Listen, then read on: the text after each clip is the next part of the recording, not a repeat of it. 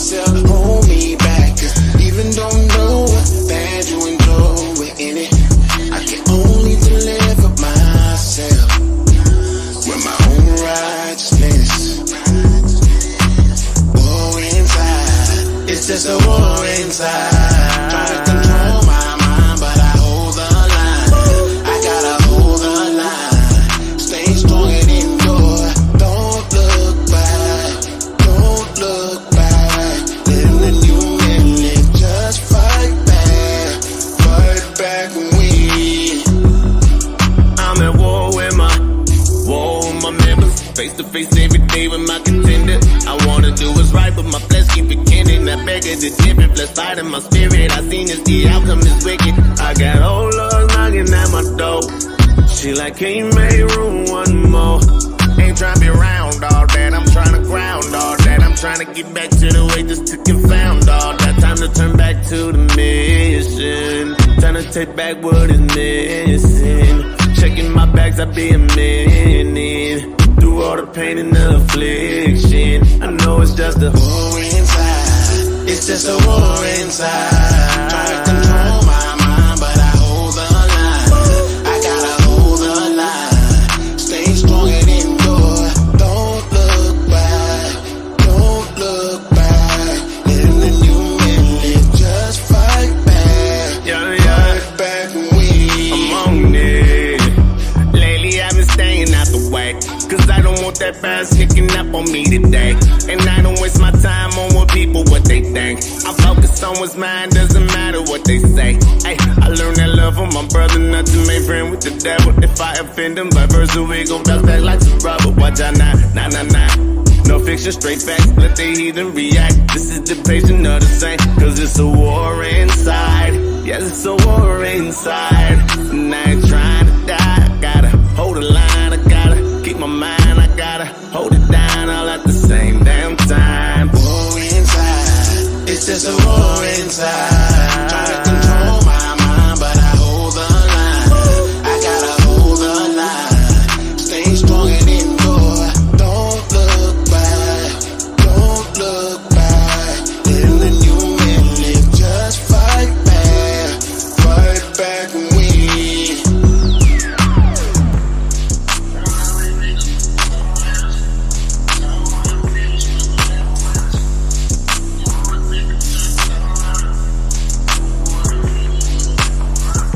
Created to be upright.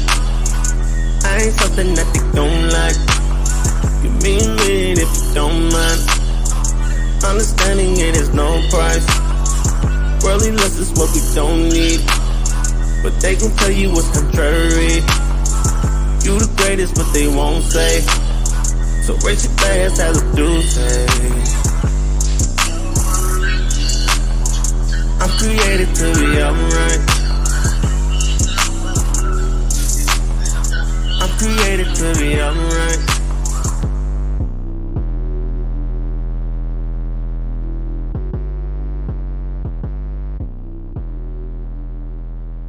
I'm created to be upright.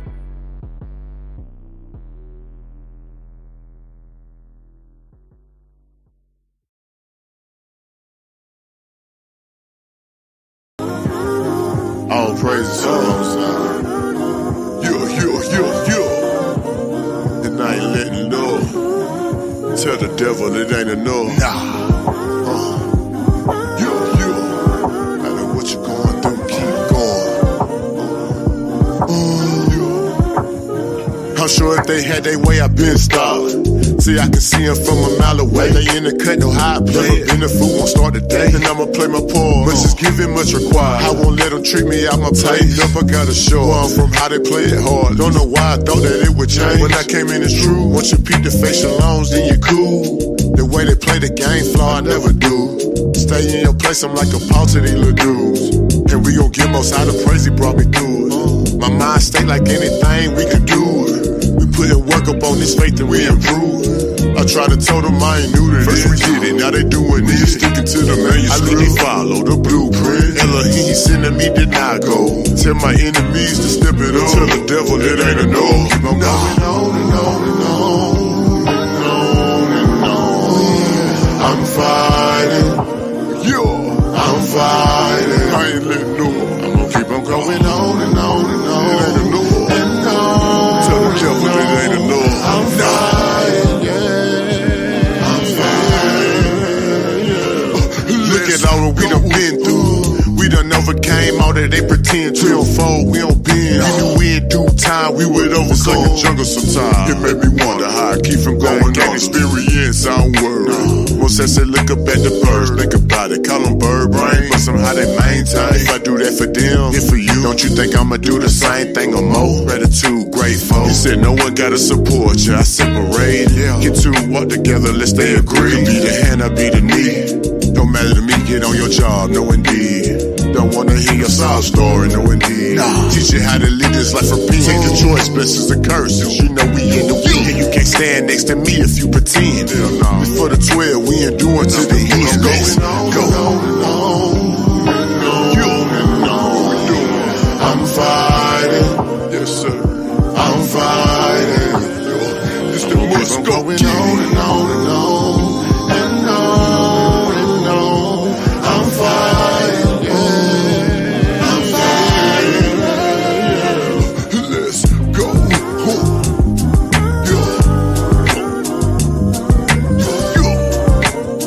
It's your 4104, man. Get my lad, bro. I'ma leave it all here. I'll pray.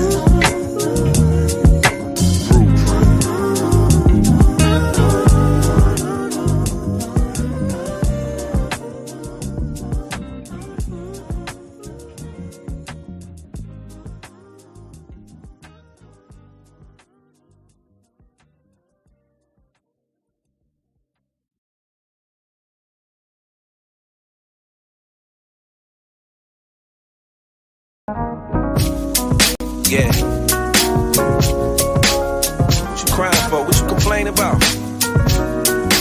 Breathe. No, seriously, take a breath. How many people want to do that? They can't. Walk outside. Some people ain't got freedom. They ain't gonna never see the light of day. You know what I mean? Real. I can't front, I do it too. I need somebody to check me. I need you to edify me. You know what I'm saying? I'm just thankful for being alive. I am so thankful for being alive. Today was a good day. I opened my eyes. Yeah, I woke up today. So many can't say the same. I can't complain. Yeah. I'm thankful for being alive. Yeah. Don't quit. You just hit a bump in the road. You detoured when you thought you had it under control. Whether you winning or losing, you stuck with your soul. Focus on eternity. Happiness comes and it goes. Praying you'll see a miracle when they right under your nose. Today you woke up and your heart was beating and you started breathing. Just for you, I made this one for the road. This for the car when you on the way to that job that you hate. You want to keep the feast days, but it's hard to escape. Yo, they requested you on the Sabbath, now you about to quit. It's like with every commandment, they want the opposite. Meanwhile, you staying positive, you need a job to live. A couple questions to settle that. Like, would the Father have us living check to check? Subject to payments, buried by several debts. I'm thankful for this life, but I pray heaven's next. Thankful for being alive. Today was a good day. I opened my eyes. Yeah, I woke up today. So many can't say the same. I can't complain. I'm thankful for being alive. Yeah. I know why I'm living. My purpose is serving others. Never despise the Father's correction. I learned to love it. Carnal minds don't want the truth, they want their version of it. Worldly riches are temporal, I noticed them turning colors. His treasures are never tarnished. Started to study harder, it made me a better artist. They asking me what's your secret. He fed you manna from heaven, you wanna run to Egypt? Toting choppers like, am I really my brother's keeper? You are if you love your people. We living like kamikaze, ambulances, cops and sirens. When we gon' stop the violence? Quote the scripture, it's an aqua salad. I can sing a song that'll calm the climate. Don't just talk about it, we walk about it. The covenant, our fathers forgot it. We remember now it's a door for the sheep to enter. Believe on Christ and you gon' be saved. I'ma keep it simple.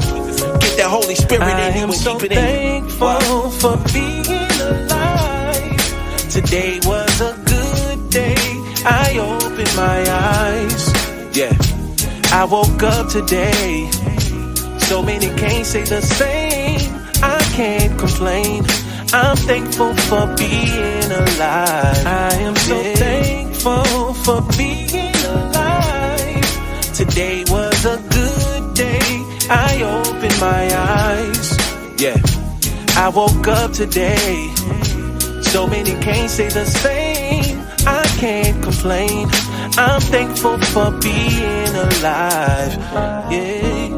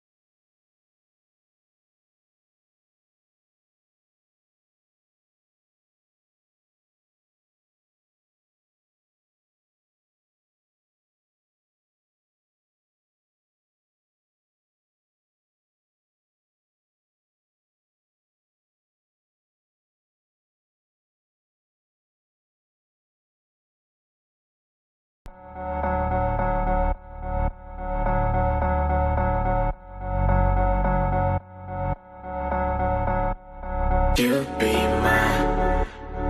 be my shelter, my hedge for life. I realize out of sin, you be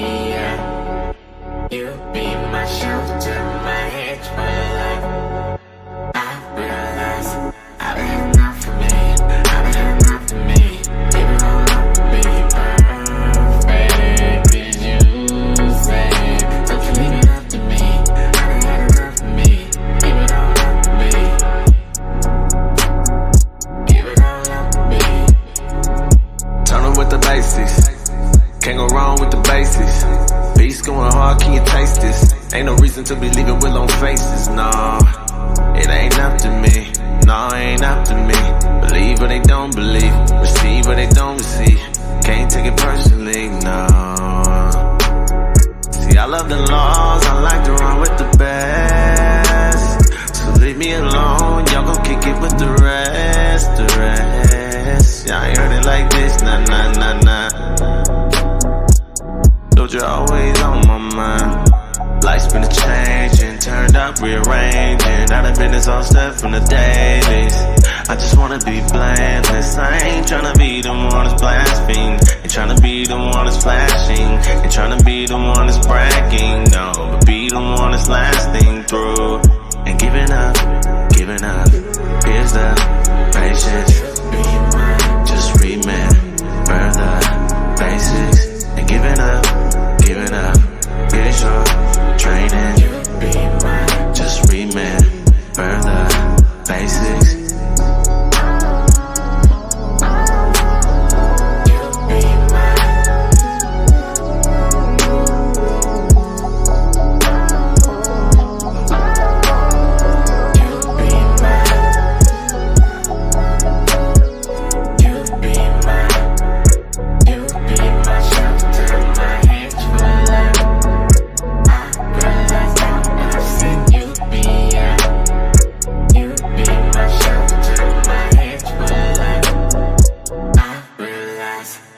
I'm the farthest thing from perfect, yeah. I be feeling like I'm worthless, yeah. You still think I'm worth it, oh yeah. Really, I don't deserve it. This makes me nervous. No, you see past the surface, and I didn't stay true to the plans we made. Did you a disservice? Lost my mind when you went away. You went in and it's not the same. Just getting up, but the feel away. Just getting up, but the feel away. Lost my mind when you went away. You went in and it's not the same. Just getting up, but the feel away. Just getting up, but the feel away. You be my shelter, my hedge for life. I realize out of sin, you be my shelter, my hedge for life. I realize I've had enough for me, I've had enough for me. Give it all up to be perfect.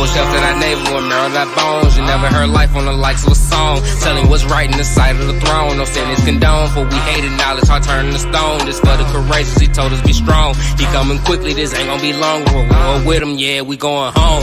New Jerusalem, read good fruit songs. The water, I can't shalom. Thou's cast out all the heathen.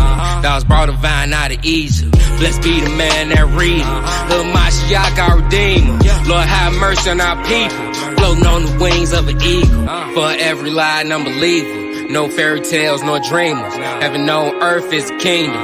We just gotta have hope. They defiled the food and the soap. Angels round about me, cloak. Just sheep in the world full of goats. Armand Jordan, yeah, they sound foreign, but those are Avail already knowing. Living water flowing, got your light showing. Keep the fight going, no stripe, corrupt fruits growing. No famine, I ain't talking food shorts. Ever since Egypt, baby's been aborted. No marriages, baby mamas and baby daddies. Living life like they never had it. Thy kingdom come, thy will be done. Kingdom come, thy will be done. Jerusalem, Jerusalem. Like Nazareth, we from the slum.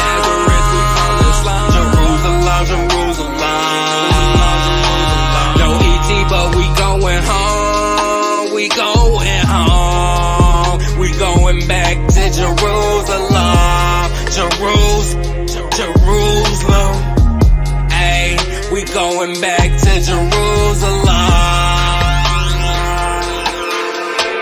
Jerusalem, Jerusalem.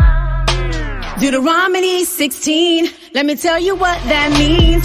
How about a place full of love and grace where we dance around and rejoice? Cause we hear Yahweh's voice. Everything shines like gold and grows 10 times fold. Where servants march, you hear angels' harps, and the wicked do what they told, and the prophecies unfold. Where milk and honey flows and melanin shines like gold. No sin exists in sight. The way, the truth, and the light. Where emotions don't exist. No protesting, raising black fists and crying over families we miss. The valley of the dry bones, the chosen children of God, raise up a Mashiach. No more ghetto, no more slums, cause we going home. When chariots fly and our ancestors rise, and we stand in front of the Most High, we know we home. Thy kingdom come, thy will be done. Kingdom come, thy will be done. Jerusalem, Jerusalem. Like Nazareth, we from the slum. Jerusalem, Jerusalem. No ET, but we going home. We going home. We going back to Jerusalem. Jerusalem. Ay, we going back to Jerusalem.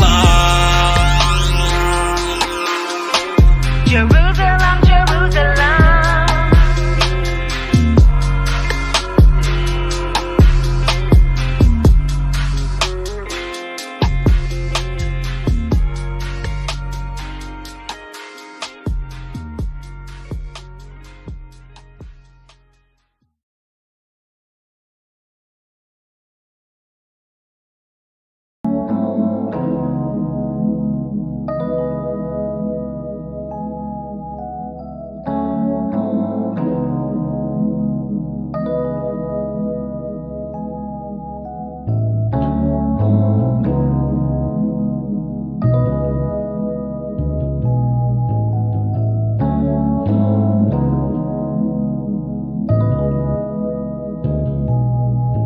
Me and my brothers, they gon' roll for me.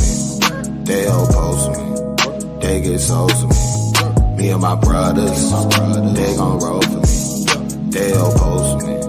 They get souls for me. Me and my brothers, they gon' roll for me. They oppose me. They get souls for me. Me and my brothers, they gon' roll for me. They oppose me. They get souls for me. Me and my brothers. Saturdays, we be out teaching on corners. We be out speaking to corners, hoping to bring a few fish to the Adawan. We be be out teaching in Babylon. A lot of these niggas can't phase us. A lot of these brothers we speaking to wanna bring kingdom to white again nations. And we just want reparations. And we just wanna see Esau in chains. Half of you niggas saw Django in chain. Half of you niggas saw Toya a slave. Still wanna say the oppressor. This is a cut, keep it a buck. None of my brothers is keeping it shut. Open the book and we bringing them cuts. Every baby we bringing them up. Elevation we teaching them what? The Bible is prophecy, look in the book. The Bible is prophecy, look in the book. We've been looking at pages. Now we can see that it's talking to me. Now we can see that it's talking to we. Posted up deep, bringing water for free. My brothers, they gon' roll for me. They oppose me. They get souls for me. Me and my brothers, they gon' roll for me. They oppose me. They get souls for me. Me and my brothers, they gon' roll for me. They oppose me. They get souls for me. Me and my brothers, they gon' roll for me. They oppose me. They get souls for me. Me and my brothers. 7 days, we be out teaching them corners. We be out teaching the corners, teaching them put something through on your borders. 7 days, we be out teaching them corners. We be out teaching the through on your borders. 7 days, we be out teaching the corners. We be out teaching the corners, teaching them put something through on your borders. 7 days, we be out teaching them corners. We be out teaching the corners, teaching them put something through on their borders. 7 days, we be out teaching them corners. We be out teaching the corners, teaching them put something through on your borders. 7 days, we be out teaching them corners.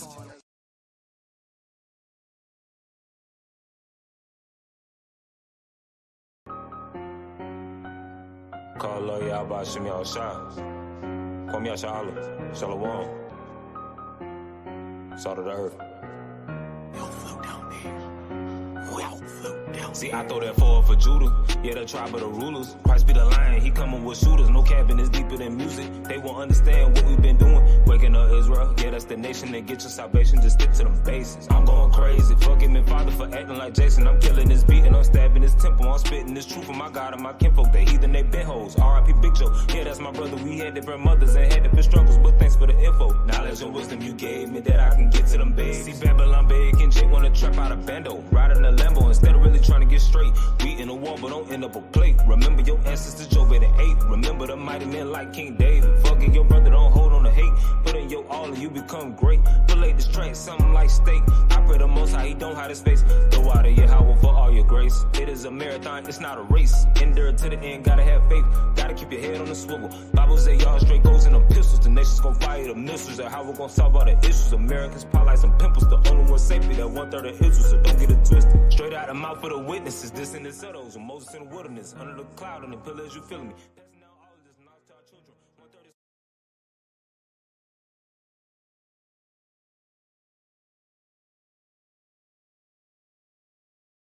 From the throne, we built the altar with the unhewn stones.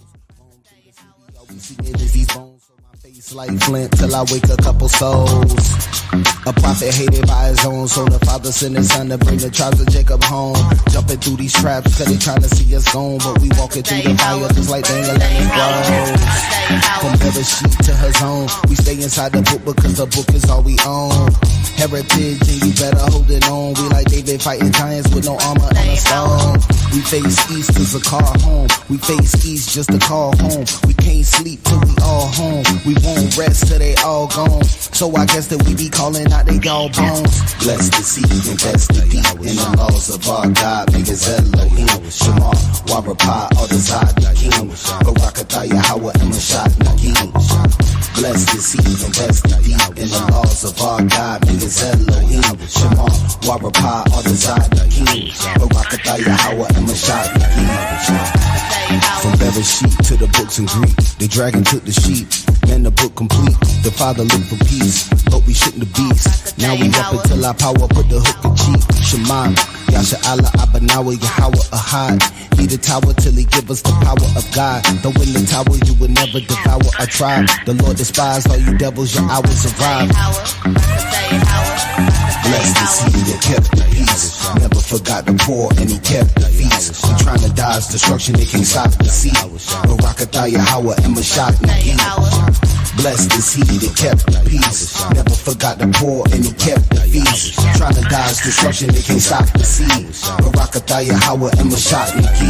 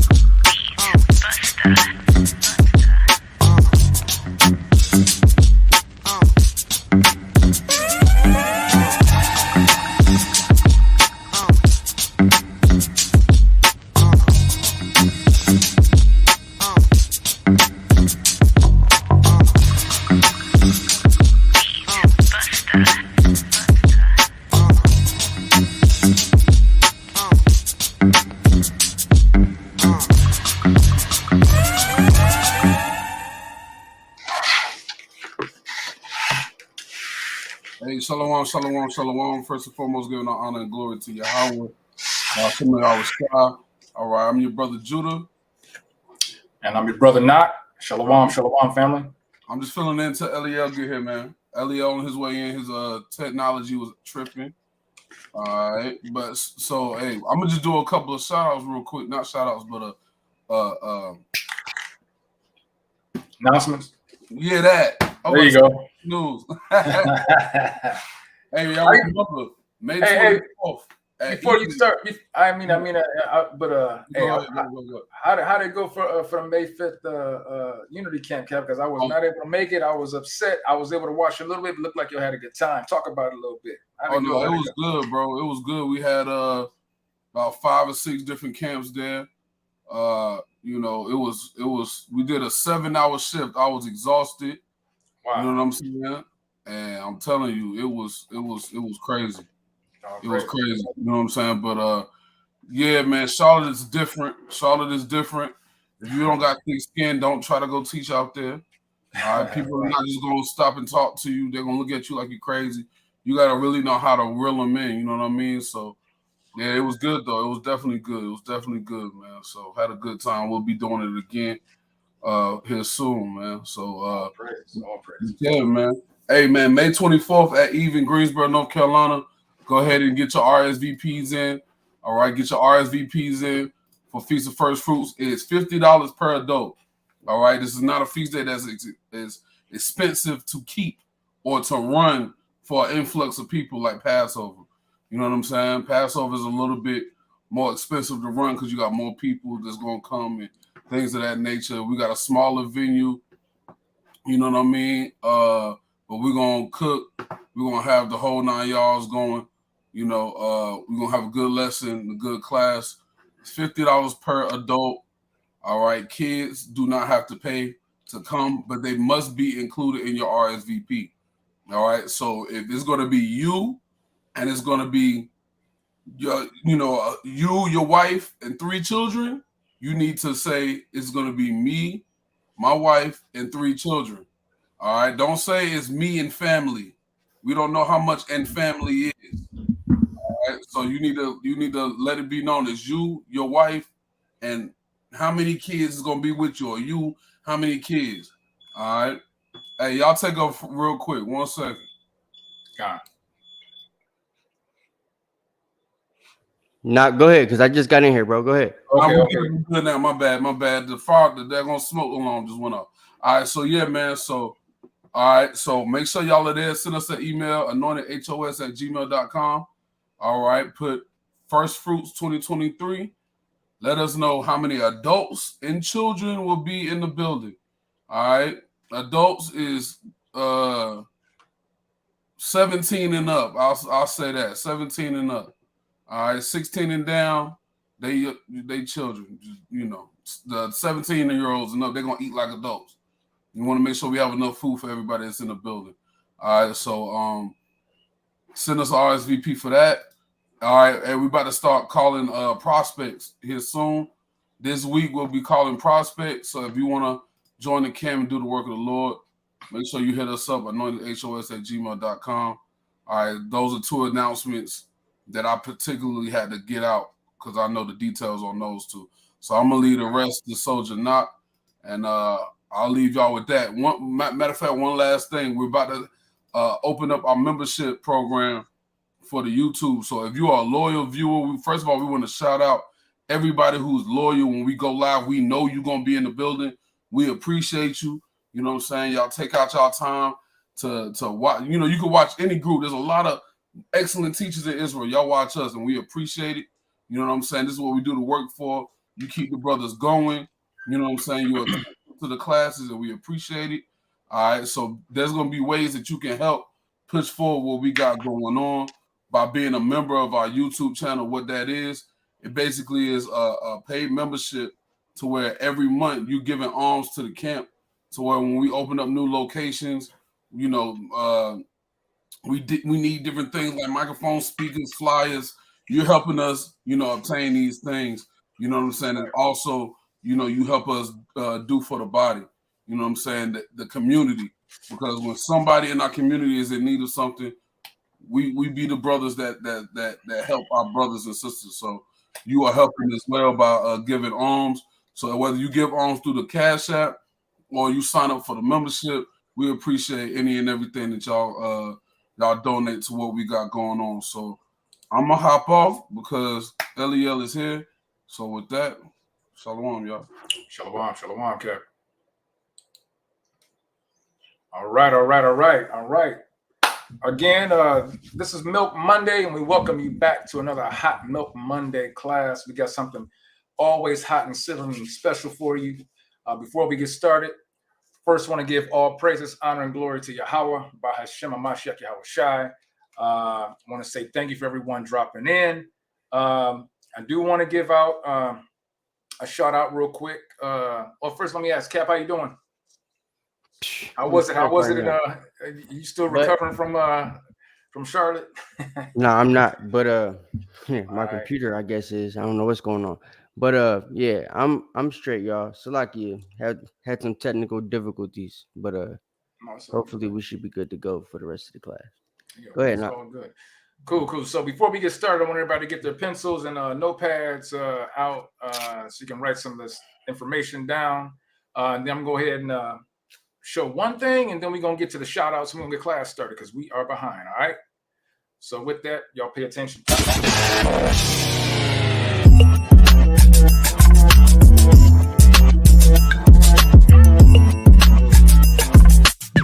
This that future black, I'm talking real black. Leaders bring the future back. We pumping bass like COINTELPRO, but teaching to excel, not to be in sales, bro. Look at how we go. This the culture of kings, but can't you tell though? We've been running through these streets like railroads. This that city pop, pumping through the city spots, learning that we really not the brothers you can simplify. Yeah. Got to give a shout out to Captain Jonathan. His book is out. So we are advertising that for everyone. If you haven't got a copy yet, please do so. You can go to Amazon. It's A Time After Tomorrow is the title of the book, if I'm correct. We know that Captain Jonathan is a great leader. He's a great teacher. He's a great rapper. You know, got the bars, got the music. So he's also someone who is always there to help support. So now it's time to help and support him. We are supposed to help and support each other. Yasha Allah. So please get out when you get a chance, get the book, read the book. It will be a blessing to you and your family. All right, so now let's get going with these shout outs real quick. I'm gonna try to get to them as fast as I can. So if I'm messing any names up, forgive me. All right, so as always, looks like Joan Gilchrist is first. We want to say shout out, shalom to Joan Gilchrist, shalom sis, shalom to Sister Charlia, shalom sis, good to have you here, shalom to AHOS Nadia, shalom Brew, shalom Soldier Gary, glad to see you, shalom Carla Taylor, shalom Christina, always good to see you sis, shalom John Allen, shalom AHOS Quadash, that's another brother with some mighty bars right there waiting for his hit to come out, shalom Sister Christella, Shalom again. Also another artist, Shalom Abaya the Humble. Good to see you, sis. Shalom AHOS Yaquab. Shalom Laura Harris. Shalom Tawabia, good brother. Good to see you always. Anariah, Shalom sis. Shalom Our man DTA, Death to America Twan. Good to see you, brother. Shalom, shalom, brother. Shalom, Judah D. Agape. Shalom. Shalom, Zanaya. Bat Israel. Shalom, sis. Shalom, Captain Shaquat out in the Bay. Shalom, Officer Kadar out in Texas. Shalom, Soldier AHOS Shemaiah. Shalom, our brother, always loving brother Malak Yawasap. Shalom, King. Shalom to our brother Boaz in Ohio, always. Hey, that's the tech man right there. Shalom, shalom, shalom again, always. You heard and seen Captain Judah earlier this evening. Shalom to Soldier Bana, one of our young, strong soldiers. Shalom. And then we also want to say shalom to Proverb Nation. And is that everyone out? We got more. Shalom to AHOS Soldier Banyamin. Shalom to Isaiah. Shalom, brother. Good to see you. Good to see you. Shalom to Captain Yakum Yah in Charlotte. I know he had a great time with the Unity Camp. Shalom, Captain Yahweh, also in the Bay. And if I missed anyone else, Salakia, if I see you in the chat, come in. I will try and give you a shout out. But until then, I'm going to now turn it over to Captain Eliel, our title for today's class. I'll let him give the title, please. But go ahead, Captain. It's all on you. Con, you could explain the title. It's all good. But okay. I'll get the title. Yeah. The title tonight is called "It's Okay to Be an Israelite, Just Don't Learn from One." Mm-hmm. So this is gonna be pretty interesting. I can't wait. All right, y'all. Shalom, shalom. The water again, knock, and the water to Judah. Salakia, y'all, for the lateness, the tardiness. But we're gonna go ahead and get right into it tonight. I'm not gonna hold y'all up too much. I ended up losing all my precepts, and my computer had difficulties, so we ain't gonna be on here too long. But main reason I want to do this class today, North Carolina showed me a lot. It was a different scenery than what we usually see, or what I usually see, basically, right? Me being from Atlanta, the people down there are real different. We ended up having a lot of brothers and sisters walk past us, turn the shoulder. They wasn't really interested. And it was Esau that was stopping to try to get the word. You know what I'm saying? Esau was trying to listen. And at least me, even, I taught an Edomite who was trying to liken himself to the scriptures. They were like everybody else taught Edomites that really didn't give a damn. But, our people for the majority of our people for the majority of the people and the majority of the time, they didn't give a damn either. So there's a video from a channel called Unpacked, right? They talk about a bunch of different things that happen in the Jewish community and in the Black community, right? On Instagram, it's called Jewish Unpacked. I just realized that when I looked it up. So I don't know if the guy that we about to see is Jewish or not. Salakia. I had watched it a little bit earlier, and I did hear him reference or make it seem as if he was a Jew. And I think he even referenced himself as a Jew of color, which I found interesting. So, yeah. So the reason I chose this specific video is because he is going to admit to Black people being Israelites, right? But what he also does at the same time and in the same breath, he speaks against radical, quote unquote, Hebrew Israelites and the stuff that we teach as Israelites. Mainly because people like Kanye and Kyrie have latched onto this, right? And we're the, I guess, side of the spectrum that a lot of the celebrities are catching on to as well, right? If you know a celebrity that's a Hebrew Israelite, chances are they found out about being an Israelite from a quote unquote radical camp. You know what I'm saying? So, since they realize that, they're trying to stop that type of awakening from happening and from being the most prevalent way that the majority of our people are waking up right now.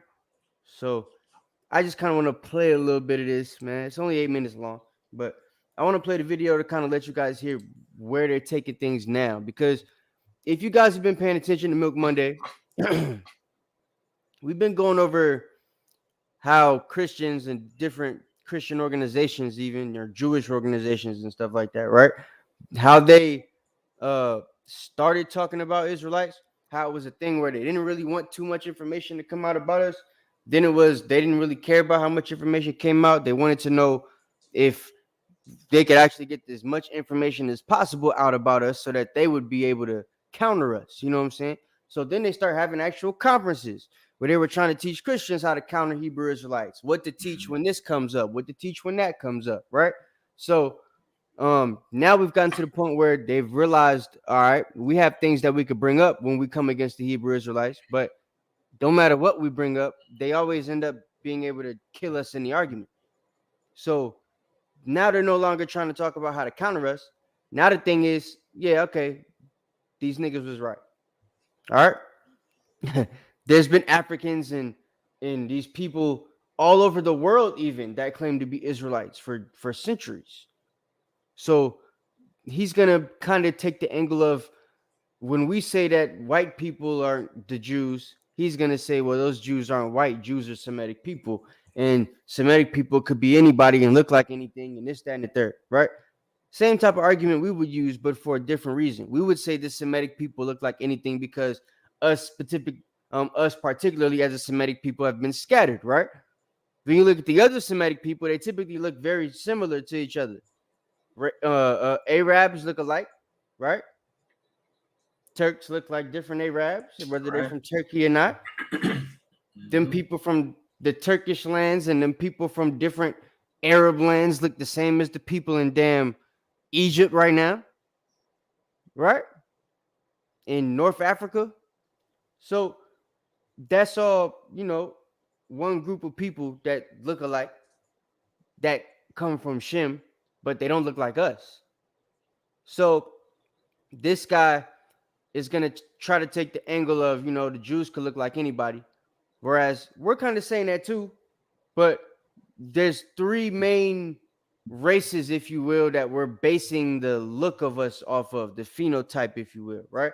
It's based off the three main groups in the Americas that the Israelites would come from: Blacks, Hispanics, and Native Americans, right?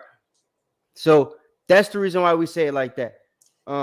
Also, what you're going to see in this video, he's going to talk down a lot of the elders that started the had to do with the beginning of camps, right? So he'll talk about F.S. Cherry. He's not going to talk about any of the other elders that we ever had in Israel. He's not going to bring their names up. He's going to talk about F.S. particularly because this is the one who Vocab Malone has taught the apologists and stuff like that to go after, because he's the one that they can easily trace back to, or trace down the line to, like Abba Bivens and stuff like that, right? Which, of course, once you get to Abba Bivens, that obviously is going to lead you to One West. So that's why they're trying to take that angle, to try to take that away from people. They want folks to know that we are the Israelites, but they don't want you to learn from the real Israelites. You understand what I'm saying? So now Christians are taking the forefront in teaching the world, is what they're trying to do, right? So they're trying to put it on big platforms that have a lot more followers than Israelites, that get a lot more views than Israelites. And they're trying to put them in situations where, okay, if we could teach these people that they're the Jews and stuff, maybe these folks that are looking for their identity, they won't go looking at these radical Israelites and keep spreading their movement as fast as they are. Maybe they'll come to us and allow us to teach them. So that's their whole goal now. Right. So they're going to start teaching you the truth. You're going to start seeing this more and more often, right? They're going to start teaching the truth on bigger platforms, telling Blacks, Hispanic, Native Americans separately on different platforms that they are the Israelites. And this one, they didn't put any Hispanics and Native Americans in this, even though that's what camps teach now, right? Blacks, Hispanics, Native Americans. He's only going to say blacks because they're trying to inch in what they can prove right now and what they want people to know, right? What's more and more difficult to hide. And right now it's becoming more and more difficult to prove that a so-called black man is an African person. So, Salaki. Yeah, go ahead. Just to land back on what you're saying, all it is just a part of that craftiness. They see that they can't stop this awakening, right? Their plan from the beginning, when they brought us over here and our ancestors over here slaves, the main thing they did was to make sure that we would forget, right?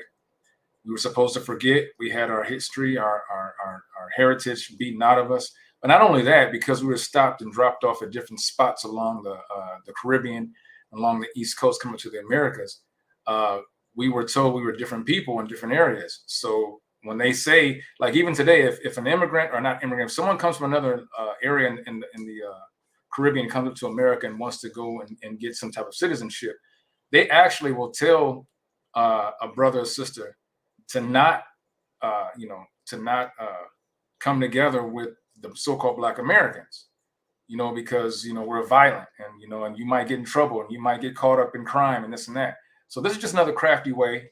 They can't hide the truth now.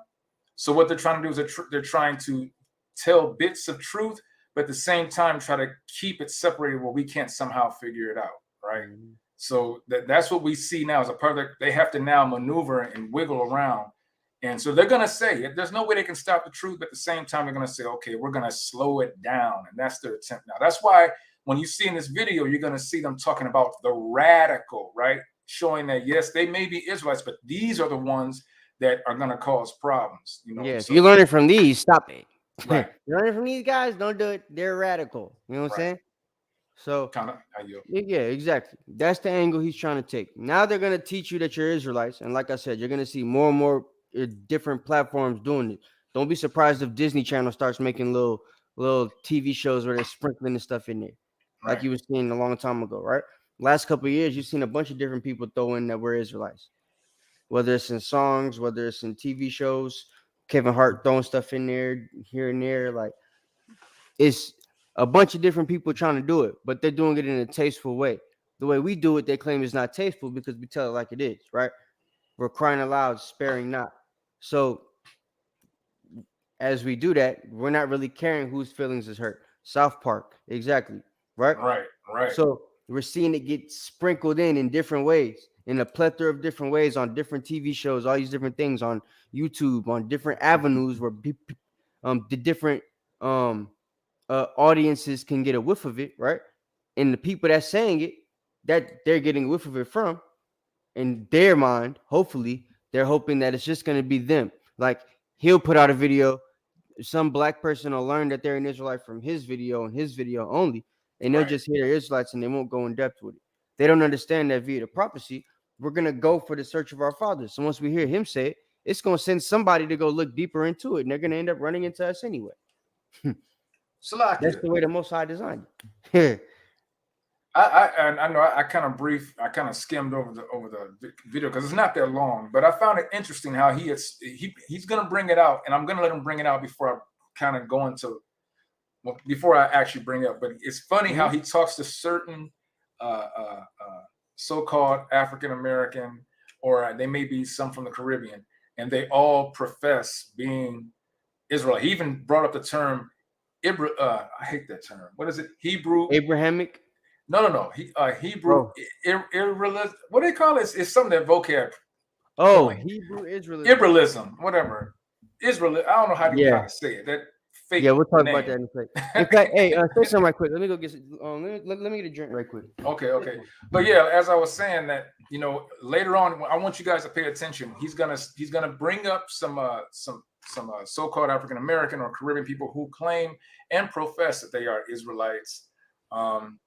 Some who actually were Israelites and somehow were converted over to the Jewish way or Jewish understanding, and now they are of the Jewish belief and Jewish religion instead of claiming the nationality of being an Israelite.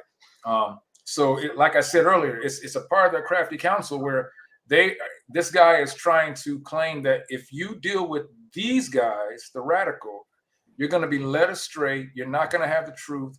You're going to end up being caught up in some type of crime.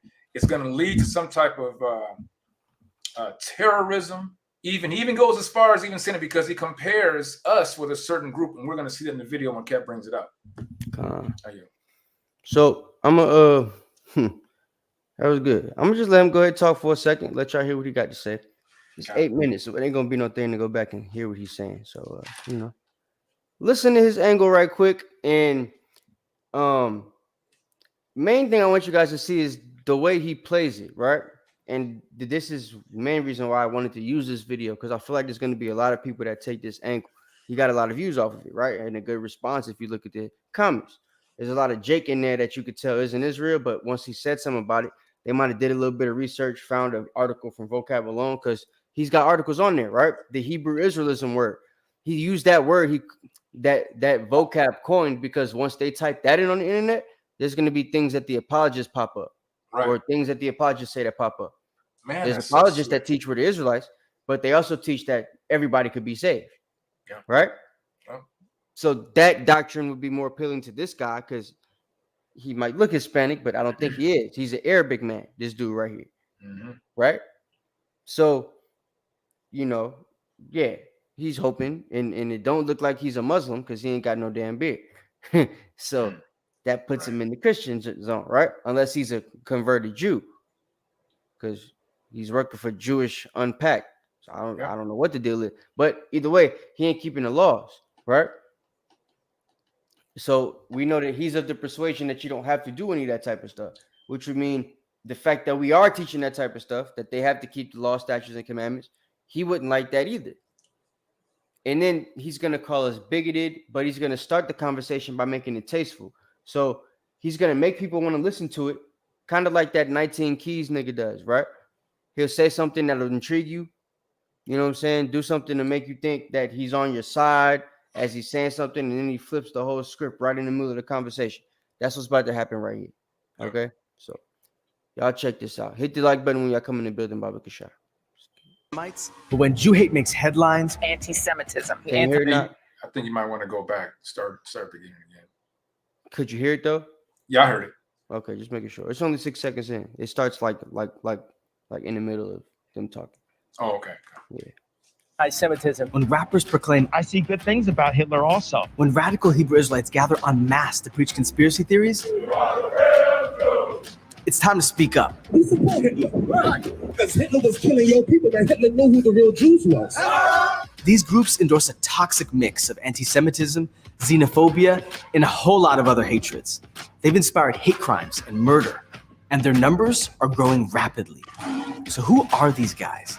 Where did their beliefs come from? And how should the Jewish community respond to them? Our story starts with one of history's ugliest injustices, the transatlantic slave trade. For 400 years, the backbone of the world's economy was the buying and selling of human beings based on the color of their skin. Enslaved Africans in the Americas suffered every torture you can imagine. But while bodies can be enslaved and maimed and killed, faith is much harder to destroy. These communities found hope in the biblical story of the Exodus. Like the ancient Israelites, they knew firsthand the bitterness of slavery. Most enslaved Africans were forcibly converted to the Christianity of their enslavers. But for some, the profound identification with the ancient Israelites crystallized into a theology known as Hebrew Israelism. So look, see how it started? Oh, hold on. Shaquat said no volume. Was y'all able to hear it, or is Shaquat chirping? Shaquat, you couldn't hear it? Cap? I can hear it clearly. Everyone put a 7 in the chat if you were able to hear the video as it was playing. Put a 1 in the chat if you could not hear it. All right, we good. Everybody hear it. Squat, go back. Con. Look. Hey, you moving and grooving, Cap. Yeah. So, hey, look. Insider. So, Hebrew Israelism, right? This is the word that Vocab McNuts coined, right? So, anytime they use this, you know what angle they're coming from. This is a Vocab Malone trained person if they're using this word right here. This is not a word that F.S. Cherry used. This is not a word that Harriet Tubman knew about. This ain't a word Marcus Garvey and his generals knew about. This ain't a word that Abba Bivens knew about, right? This is something that Vocab Malone created like 2 years ago while he was getting a doctorate in his dissertation, right? It's a word that he coined and used it since then. So, this word is supposed to symbolize us in the radical groups, right? For some reason, now in this video, this guy is supposed to be making it a blanket statement. So I want you guys to also realize that that's something that they're going to be doing now. Right. They're using the word that Vocab Malone created as a blanket statement to describe all Israelites now. Right? And they're using it. You see, they're putting it with pictures from the emancipation time and slavery, right? So they're trying to make it seem like this is something that slaves were into. Hebrew Israelism. You understand? Mm-hmm. So they're gonna have girls talking about slave songs and all type of different crap. As far back as the plantation, if you listen to a lot of old Negro spirituals, wade in the water, go down Moses, they are spiritually connecting to the strength of Israel. It's not necessarily just about identity. It's about a sort of like spiritual connection to God. No two groups of Hebrew Israelites. Which we know we do have a spiritual connection to God, right? I mean, he's made us above all people close to himself. He separated us, right? So, ironically, right after she said that, it's 1 minute and 44 seconds into the dang video. But, so, like, these are the things that we have to realize, right? These guys are going to use this video here in these statements to try to, they're building something up here. So they're making it tasteful, making it seem like they're teaching you a little bit of history. They're talking about slavery. Notice how, again, the racist history of the Jewish man, right? They started the history of the black man with slavery. They didn't start with what was going on before, because he's going to talk about things that happened in Africa while we were Israelites. He's going to talk about Asika Muhammad and all that type of stuff. He ain't going to go into it in depth, but he's going to talk about things happening in West Africa, but still started the conversation with slavery. Right? So I'm gonna hold what I gotta say till later. Go ahead. Okay. Were quite alike. Some worshipped in a style nearly identical to Pentecostal Christianity, with Jesus front and center. Others adopted mainstream Jewish practices. Some mashed up the two and added a dash of African nationalism. No matter how they practiced, all congregations believed they were the descendants of the ancient Israelites who had once been enslaved in Egypt. And the fact that he used, they all are going to come out with this, you know, there were different groups, or they all had different beliefs, or, you know, no two Israelite groups were the same. They're going to say that in some way, shape, or form, because they want you to also know that we're not on one accord. They're not going to tell you the Bible says that that's going to be prophecy, right? Right. That the Israelites won't see eye to eye till Shiloh come. So them fake Jews that are perfectly seeing eye to eye can't be the people of the prophecy, because they agree on every damn thing, right? They're working perfectly together. The real Israelites ain't going to be able to do that until Shiloh come. That's right. They just commanded to teach the same thing, right? Which is keep the law, statutes, commandments, feast days, right? Faith in Christ. And you come back during this dispensation of time we call grace. So, but anyway, like he's using this Hebrew Israelism word. He's bringing it back to Egypt, all that type of stuff, right? Starting the conversation here. Watch what's about to happen. But here's the crazy part that we never see mentioned in history textbooks. It's possible that some enslaved Africans identified so strongly with the Israelites because they were Jews, or at least of Jewish descent. After all, wait, what does that mean? At least they were Jews, or at least of Jewish descent. Doesn't that mean they were Jews? Huh? Am I tripping? Knock, you there? This man disappeared. So, like, our people got to understand, they're going to play on words here. They're going to use different things like this, right? So, that's the stuff we got to, I just want y'all to check this out. Wow. There's been a Jewish presence in Africa for thousands of years. You may be familiar with the Igbo of Nigeria or the Beta Israel of Ethiopia, but did you know that there were enough Jews in the West African Songhai Empire for the king to issue an edict of expulsion in 1492?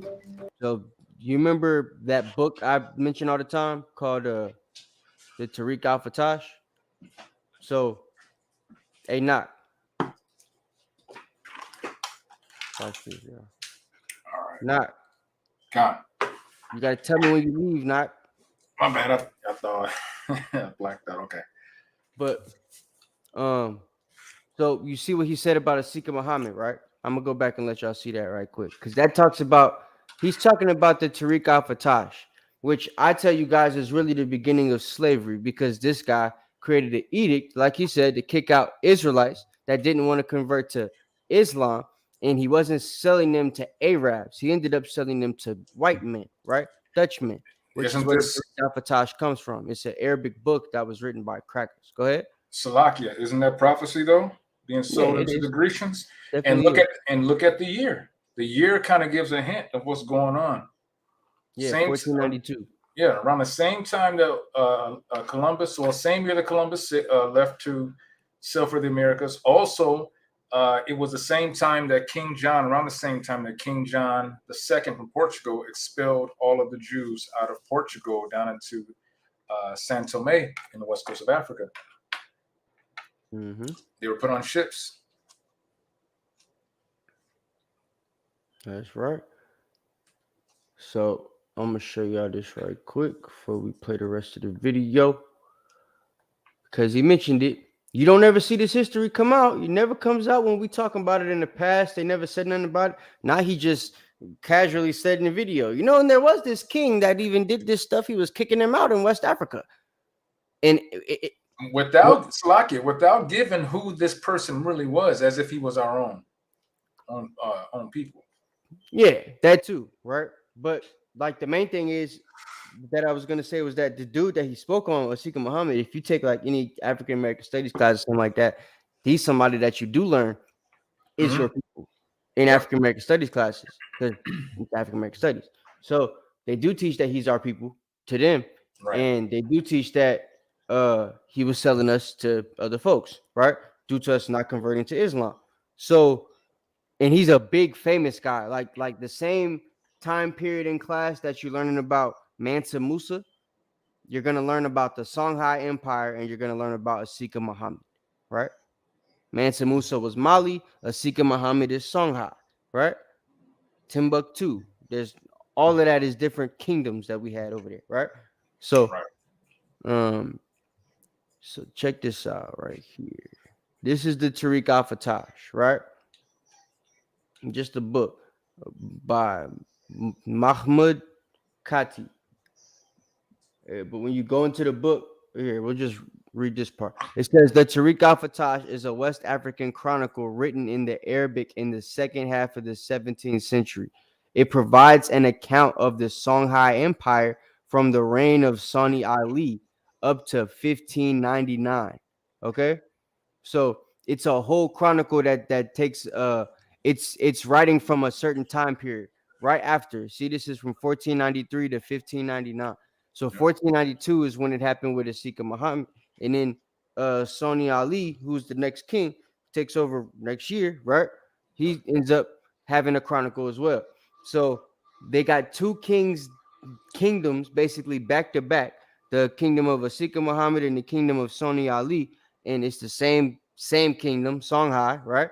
And these people from 1493, at least when this book was written, all the way to 1599, they chronicle how long, how many people, how many groups, how many leaders we had, all type of different stuff. Who they sold it to first, who they sold it to second, everything, right?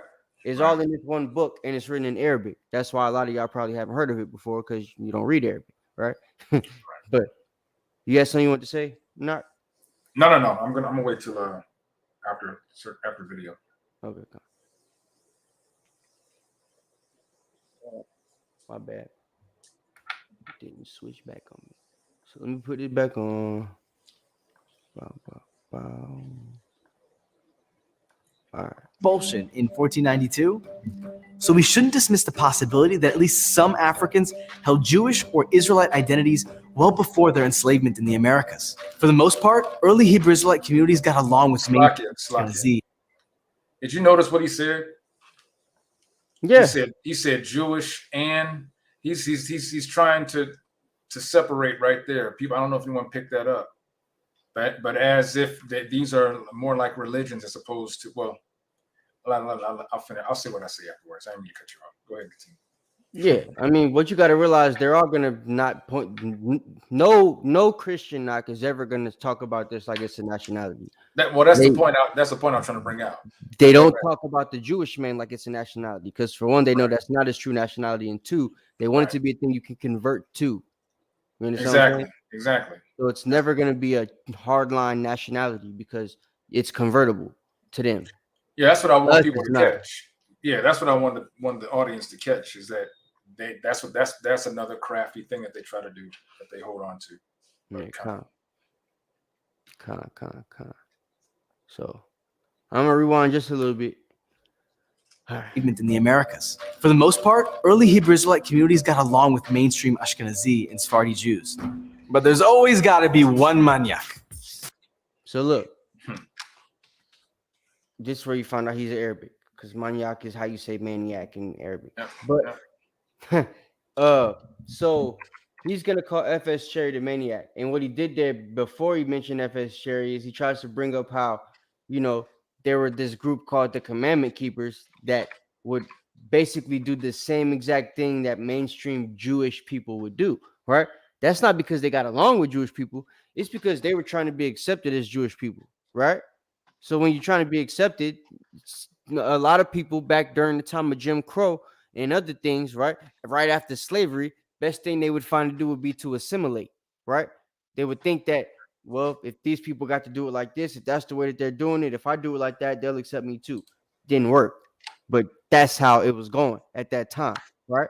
So the Commandment Keepers, they had a huge form of assimilation when it came to Jewishness, right?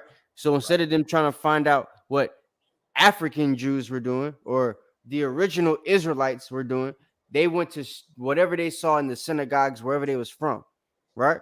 They dressed the exact same way them people was dressing and wore the same stuff they was wearing, tried to learn the same Hebrew they was speaking, was reading the same books they was reading. They even had the Talmud and the Kabbalah at some point. They dropped all of that stuff once they realized what the deal was for it, right? So he didn't explain none of that when that picture that he showed. Nope. He just threw out some crap. You know, mainstream Jewish people and Hebrew Israelites used to get along at some point. No, that's a lie. My teacher, when I was in African American Studies class, actually made that statement, and that's what brought me into the truth, because I Googled that to see if he was telling the truth. I was like, really? Black people and Jewish people used to get along? What are you talking about? And then when I Googled it, Hebrew Israelites popped up. That's happening to a lot of people, and that's what brothers like this guy don't like, right? Because it's putting him in a situation where, and he's going to mention that a lot of our people are waking up due to videos like he's making, due to videos we're making, and due to just them hearing us on the streets. And it's all because the things that we're saying, it's easily verifiable when you go and look it up. So he's seeing that we're saying things that people are able to verify, and once they verify it, it's making them do more research, or they're coming back to us to get more information, which is putting us in a situation where we end up waking people up and the movement grows, right? So now they're trying to teach them themselves. Let's teach them what we want them to know so that they won't have to go to these people. Let's try to give them just enough information to where there isn't going to be anything they need to go look up from these radical Hebrew Israelites. They won't have any questions, right? They're already Christians, so, you know, they believe in the Bible. If they're going to believe what we want them to believe, then that's what's going to happen. You know what I'm saying? So that's the angle that he's taking now. And the angle he's taking is going to be the same angle that Vocab is teaching the rest of these guys as well. Were you trying to say something else, not? No, I'm awake. Okay. A maniac is Arabic/Hebrew slang for a jerk. In the 1880s, that maniac was one Frank S. Cherry, a self-proclaimed prophet and founder of one of the earliest Hebrew Israelite communities, the Church of the Living God, the pillar ground of truth for all nations. Unlike other Hebrew Israelite congregations, Cherry believed that Black Americans were the only real Israelites. So, the reason this was, people got to understand, is Cherry was Black, right? He's a brother. Can you give me Zechariah chapter 12 and verse 7 real quick? Well, what we have to understand is that in the Americas, you know what I'm saying, the Bible already tells us that the tents of Judah is going to wake up first. If Judah is the so-called black man, right, he's not going to wake up first with the other brothers, you know, in mind at the beginning. Cherry was one of the first brothers to wake up people on like in mass number to them being Israelites, right? Not to them waking up and wanting to do a revolt, a slave revolt or something because of something they read in the Bible. But Cherry was actually teaching we were the Israelites, the people of the book, right? So if the go ahead and read that right quick. You said Zechariah 7 and 12 and 7. 12 and 7? 12 and 7. God. The book of Zechariah, chapter 12 and verse 7. The Lord also shall save the tents of Judah first, that the glory of the house of David and the glory of the inhabitants of Jerusalem do not magnify themselves against Judah. You see, you can't magnify yourself against Judah. So if he would have been raising up brothers back during that time period and Issachar's with him, or Gad's next to him, or something like that, right? Brothers would have felt like, hey, all right, yeah, we helped wake y'all up too at the beginning. So they would have felt like they was on the same level. But obviously, the way that things go, since Judah is the tribe that Messiah comes from, right? They're the ones that get to wake up the people first. They have that privilege so that nobody magnifies themselves against them, right? They the top tribe. That's the way it go. So this is prophecy that F.S. Cherry would teach, that black people were the Israelites, right? Because he's teaching at a time where that's who he was teaching, right? And in order for us to get to the point where we're at now, where we're able to teach blacks, Hispanics, and Native Americans, and the people scattered abroad, the four corners of the earth are Israelites, we had to start with just the blacks, because that's Judah, right? That also proves that the chart is right. You know what I'm saying? For the most part. But that's a conversation for another time. So all these spiritual things that just point back to that thing not being wrong, the way people like to say it. But, moving on. Which made non-black Jews usurpers of their identity and heritage. Cherry's Shabbat services often involved long sermons about the evils of the Jews, who would get what was coming to them in the year 2000 when Jesus would return to start a race war. So, I don't know for sure. Honestly, I've never even heard anybody say that Cherry said anything about the year 2000 except this dude right here. That's the first time I heard that too. I heard the 2000 doctrine came from One West in the 90s. Or maybe late 80s. 80s, 90s, right? But I didn't hear that it came from F.S. Cherry from 1877 to 1963, right? That's a long time to be talking about the year 2000, bro. What about, come on. It's a lot of years he skipped. He wasn't going to live to see 2000. Why would he be talking about that? You know what I'm saying? So I think he just threw that in there because they heard about the 2000 doctrine, right? And he just sprinkled that in because he knows a lot of people aren't going to do really deep research to find out if that part was true or not. So they're also lying on us, right? In these videos, they're going to just throw in little sprinkles of truth with lies, blatant lies, right? Because they know the people that are going to be hearing it aren't going to decipher the truth from the lie or not in these certain type of situations with these certain little things that they're going to say. So it's going to make his video sound better, but it doesn't mean it's 100% true. That would end with white folks in chains. Obviously, I'm not going to... That part is 100% true. Spend time debunking the unhinged theology of a man who believed that the earth was square. And then they throw stuff out there like that, right? So instead of debunking that the white folks are going to be in chains because he knows he can't debunk it, he's just going to say he's not going to waste time trying to do it and then bring up something that Cherry threw out there that was crap, right? So it's like, all right, I'm going to tell you guys things that these guys say that's true, but I'm also going to sprinkle in the BS that they taught because, there's always a little bit of BS, a little bit of crap that gets taught while brothers is trying to find the truth, right? Coming up with different doctrines for this, that, and the third. And once the heathen catch on to that stuff, they try to use that against you to discredit you, right? So he can't debunk the white folks going in the chains part that Cherry was talking about, or that we talk about, or that anybody that talks about, because it's in the Bible, right? He that leadeth into captivity shall go into captivity. And we know that the crackers led us into captivity. He just spoke about it at the beginning of the video. So if you believe the Bible in the book of Revelations, that was revealed to us, right? That they're going to go into chains for leading us into chains, right? The Most High's judgment is likened to a ring. What goes around comes around, and they will be in chains. That's what happens, right? So he can't debunk that. Instead of trying to debunk that and trying to look and, making himself look as dumb as all the other people that tried to do it looked in the videos, which is why so many people are waking up now, right? Because they can't debunk that part. He's just going to bring up that Cherry thought the world was a square. You see?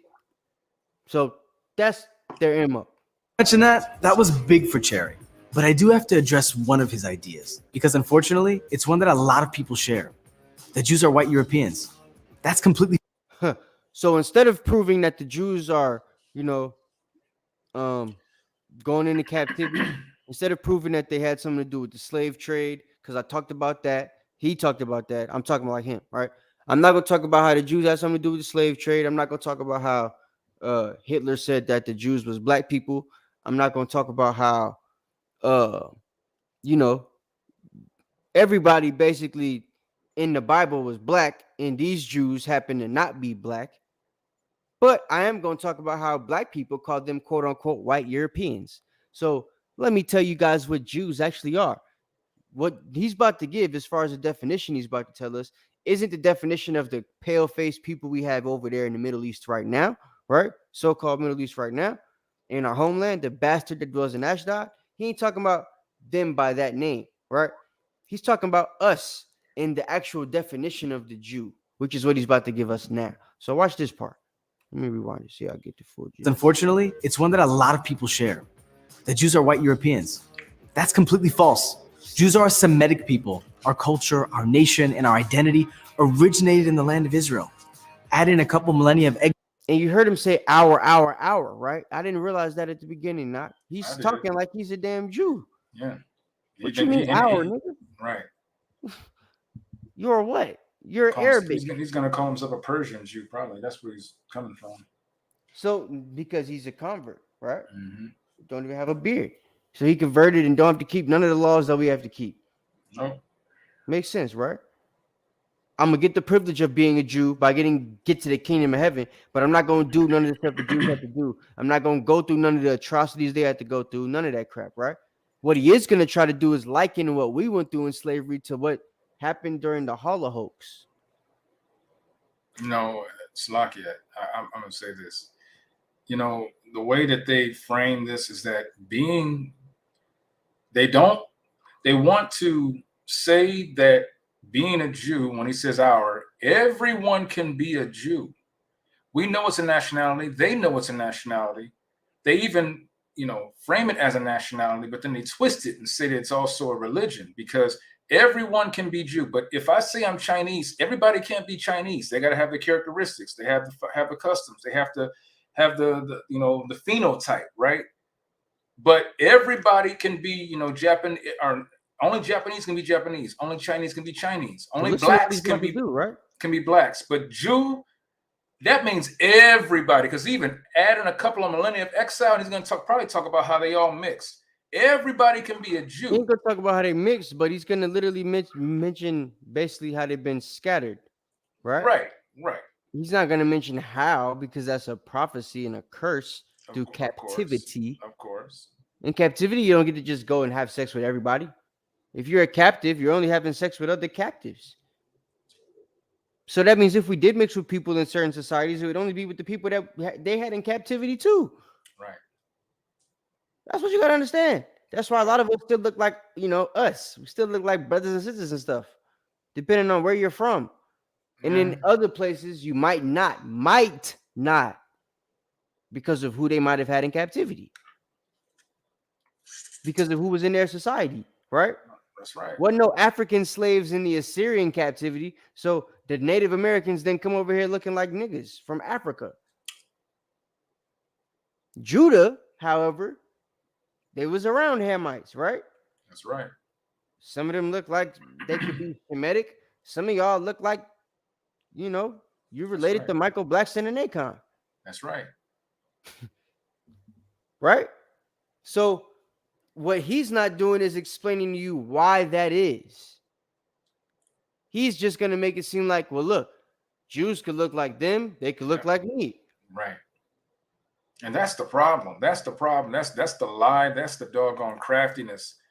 They're making it seem like a Jew can be any damn body in the world except for us. It ain't really except for it, because now he admitted it. No. What I'm saying is, except for us being able to claim it specifically just as a nationality for us.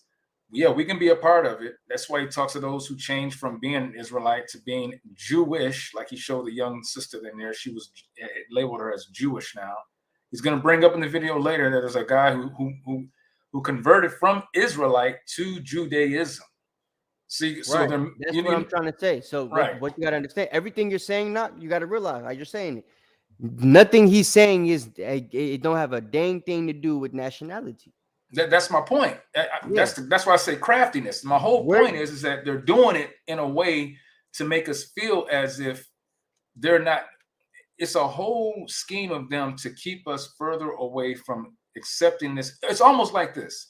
You know how we have Christianity and everyone can be involved in Christianity, but Christianity is anyone can be saved. That's how they're now trying to frame this being a Jew, because the truth can't be stopped. So now they have to devise a way to make it seem as if everyone can be included, but there are certain specifications that will allow you to be all the way in or not all the way in. But the point is that everyone now can be included in this.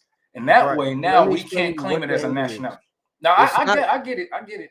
It's not. Let me explain it to them because I want to explain how I want to explain it. So it's not so much them explaining it like everybody could be saved, so much like that. Because when you say that, when you mention Christianity, you're making it sound like it's a religion, right? But Christianity is religion. It has nothing to do with nationality. Anybody could be a Christian, right? That's how that's taught. The reason it's being taught like this here is because of that. They're teaching this like Christianity, not from the angle of it being a religion. I mean, not from the angle of it being a nationality, but from the angle of it being a religion. Absolutely. They don't want this to be Hebrew Israelism is not a nationality. Right. That's what you guys got to understand. Exactly. He's not teaching Hebrew Israelite. He's teaching Hebrew Israelism, which doesn't come from us. It comes from Vocab Malone. That's the point of me making the video. Yep. They will teach you you're an Israelite, but they don't want you to learn from the Israelites. They're going to teach you Hebrew Israelism, right? These are the talking points of Hebrew Israelism. Anybody could be one because it's Christianity, just with Hebrew and Israel in it. Right, exactly. That's anybody can be saved. Right. Yeah. Anybody can do this. Anybody can do that. God loves everybody still. Right. But you just are Hebrew. Yeah, there's been many people that are Hebrews. You could go through time and see there were people in West Africa that always felt like they had a connection to the Hebrews, right? They're slaves. There are people that were making slave hymns that felt like they had a spiritual connection to God, as they had the black lady on the screen saying, right? Like Knox said, later on, he's going to have a coon that he's cool with that used to be in a camp that converted to, vocab Malonism. Vocab Malonism. Right. He converted to that. And now he's teaching people that, anybody could be a Hebrew Israelite or whatever. So they're using these people and their ideologies coupled with the stuff vocab teaches, Hebrew Israelism, and they're making Hebrew Christianity. Yeah. That's what it is. That's what's happening, right? Yeah. That's what we got. So that's how they want us to learn it now. Okay, they want to be Israelites so bad? Bet. We'll teach you the Israelites. Yep. Hebrew Christianity. You guys are the Israelites, but guess what? He could be an Israelite too, and he could be an Israelite too. Ain't that what them radical Israelites say? That you guys were scattered to the four corners of the earth? So they're not going to be able to say today, you can't be an Israelite because according to their doctrine, you might be. They can't call any man unclean, right? And if you join with them, you're being radical, and that can lead to terrorism. That's what they're doing, right? So this is the angle that they're taking. It's kind of smart, honestly. Yeah. It's kind of smart, but it's not gonna work. Crafty. Exiled and sent Yeah, facts. Watch this. To every corner of the earth. Watch. So look at the screen. Look at it. Let's see. Look. Right. You got Jackie Chan. Yep. That Republican dude. That's the. No, I don't even know who this is. I'm just playing. Yeah. But this dude, he just a brother, right? That's dressed up like a Jewish man. Notice they didn't put no Israelites with fringes. They put a dude that looked like him up there, right? Yep. With a yarmulke in a cul-de-sac. Yep. You feel me? Then they got the Arabic Jewish people, his folks, right? Yep. They got good old Esau himself, Yep.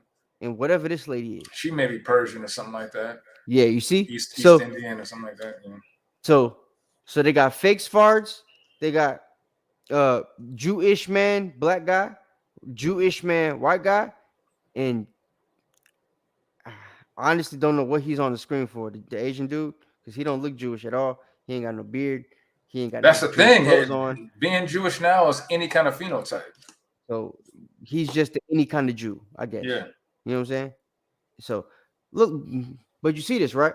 So he talks about us being scattered to the four corners, us starting in Israel and then migrating in different patterns, northeast, southwest, you know what I'm saying, and other. And now he pops this up on the screen. And before that, he was talking about we, like he's a Jew, right? So he's a Jew, you're a Jew, everyone's a Jew. Right. Look at the ideology here, right? Oh, yeah, these niggas is Israelites, but guess what? So are we. Yeah. It's nothing special. Nothing. Who said that earlier? If you can't beat them, join them. I think it was Captain that put that out earlier.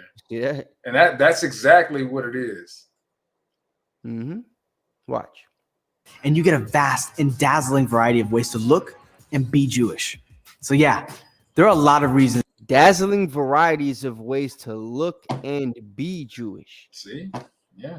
So is it different ways to look and be Asian?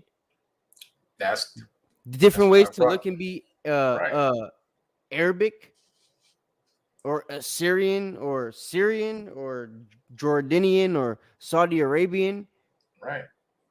Is there ways to look Nigerian, but look like you from Pakistan too? Like, I don't understand why everybody could be a Jew, but everybody can't be everything else. So the Aborigines in Australia, then they have a very distinct look. All of that, you know what I'm saying? Like, but why is it that our people are the ones that, you know, the nationality we're trying to claim, everybody could be that? Everybody. If we were trying to be Aboriginals from Australia, they would say, yeah, They would find a white caveman, like the dude that looked like the guy from the Geico commercial. They would paint his hair black and then say, look, it's an Aborigine from Australia. Right. Right? Right. We're them too. So put you in a situation where it's like, damn, anything we could be, you could be better. Anything you could be, I could be better than you. You know what I'm saying? That's no, you can't. Yes, I can. No, you can't. Like, look, bro. That's what they doing right now. They're putting us in a situation where it's a literal competition to see, yo, can we be the Jews too? Watch. That's right. Watch how we teach that we're the Jews too. They teach that it's the four corners of the earth, and they're teaching things that we literally can't walk back because we've been saying it so long. We're teaching that the Jews could look like anybody. You got GMS out there. They got brothers that literally look like anybody in their camp, right? GOCC got people that look like others in their camp. All these other camps, right? So now they're like, okay, look, well, they got people in their camp that look like this. So we're just going to teach. We're Jews too. But theirs isn't based off slavery. It's based off of migration patterns. Right. And they know people that are novices, they're not going to know the difference. Migration patterns is what they teach in school. They don't teach slavery being more than just a thing that happened in America, right? It's not a global thing that happened throughout people's generations, different dispensations of times to the same group of people. They don't teach us that in school.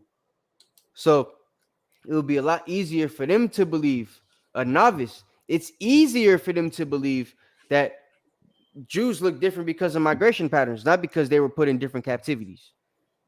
Because they don't get taught about that. You got smart people, smart behinds out there that would say, well, hey, we were never taught about all these slaveries in school, so how do we even know that was true? Right? Which is how Dan Calloway has gotten the traction he's got. Because people start to question things like that. Because they think they're smarter than everybody else. Right? That's right. These guys are using every angle that they can to touch every base that they can to make sure that what we teach is less believable than what they're teaching. That's it. They're trying to make it more believable. And if they could mix in things that aren't fact, but they sound like stuff people have learned before, it automatically makes it more believable. It's a mind trick. Yep. Right?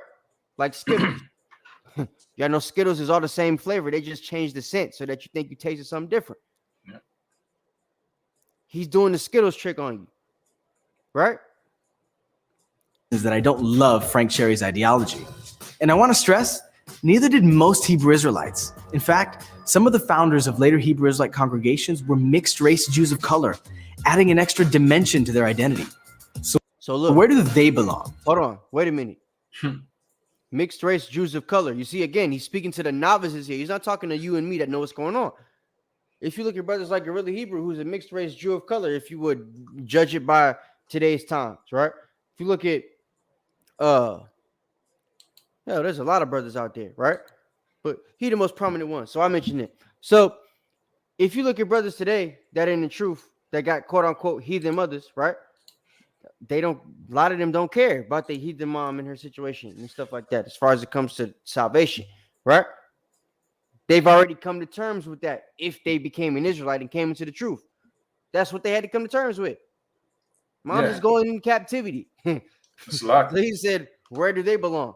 I just said it, in captivity. Go ahead now. Right. Yeah, but not only that, he didn't specify what that mix means, right? Today's term mix is colloquial for anyone who is who has two different parents from two different nations, right? Yep. So now he's not stating that what it says in the scriptures that you are who your father is, right? Yep. So when you just hear mixed, they're gonna believe anyone mixed. Like, hey, doesn't matter. Now realizing that a lot of people who have a father who is of African American, Native, or Latino are of the 12 tribes. If their father is of another nation outside of that, they're not. So that's that. He's only giving things on the surface. He's not going into anything of what he's saying. He's just playing that same line that Christianity plays, right? That's it. Yep. How you on that? And there's things that got to be understood as far as like I said, why he's not going into anything. He can't, because if he does, it'll lead you to our videos. Exactly. He wants to teach as much as he can without giving you too much information. So he's going to teach, there's black people that were mixing with other black people or other people, right? He didn't tell you, like Knox said, right? If you're a black man that mixed with a Native American woman, you didn't have a mixed kid. You mixed with an Israelite. So you just got to find out what tribe the kid would be from based on where the father was from, right? But it's not a quote unquote mixed kid. But due to today's terms, that's what you would call mixed. That is considered mixed, right? A black person with a Mexican, Indian with a black man, Mexican with a El Salvadorian, right? They caught in that mix.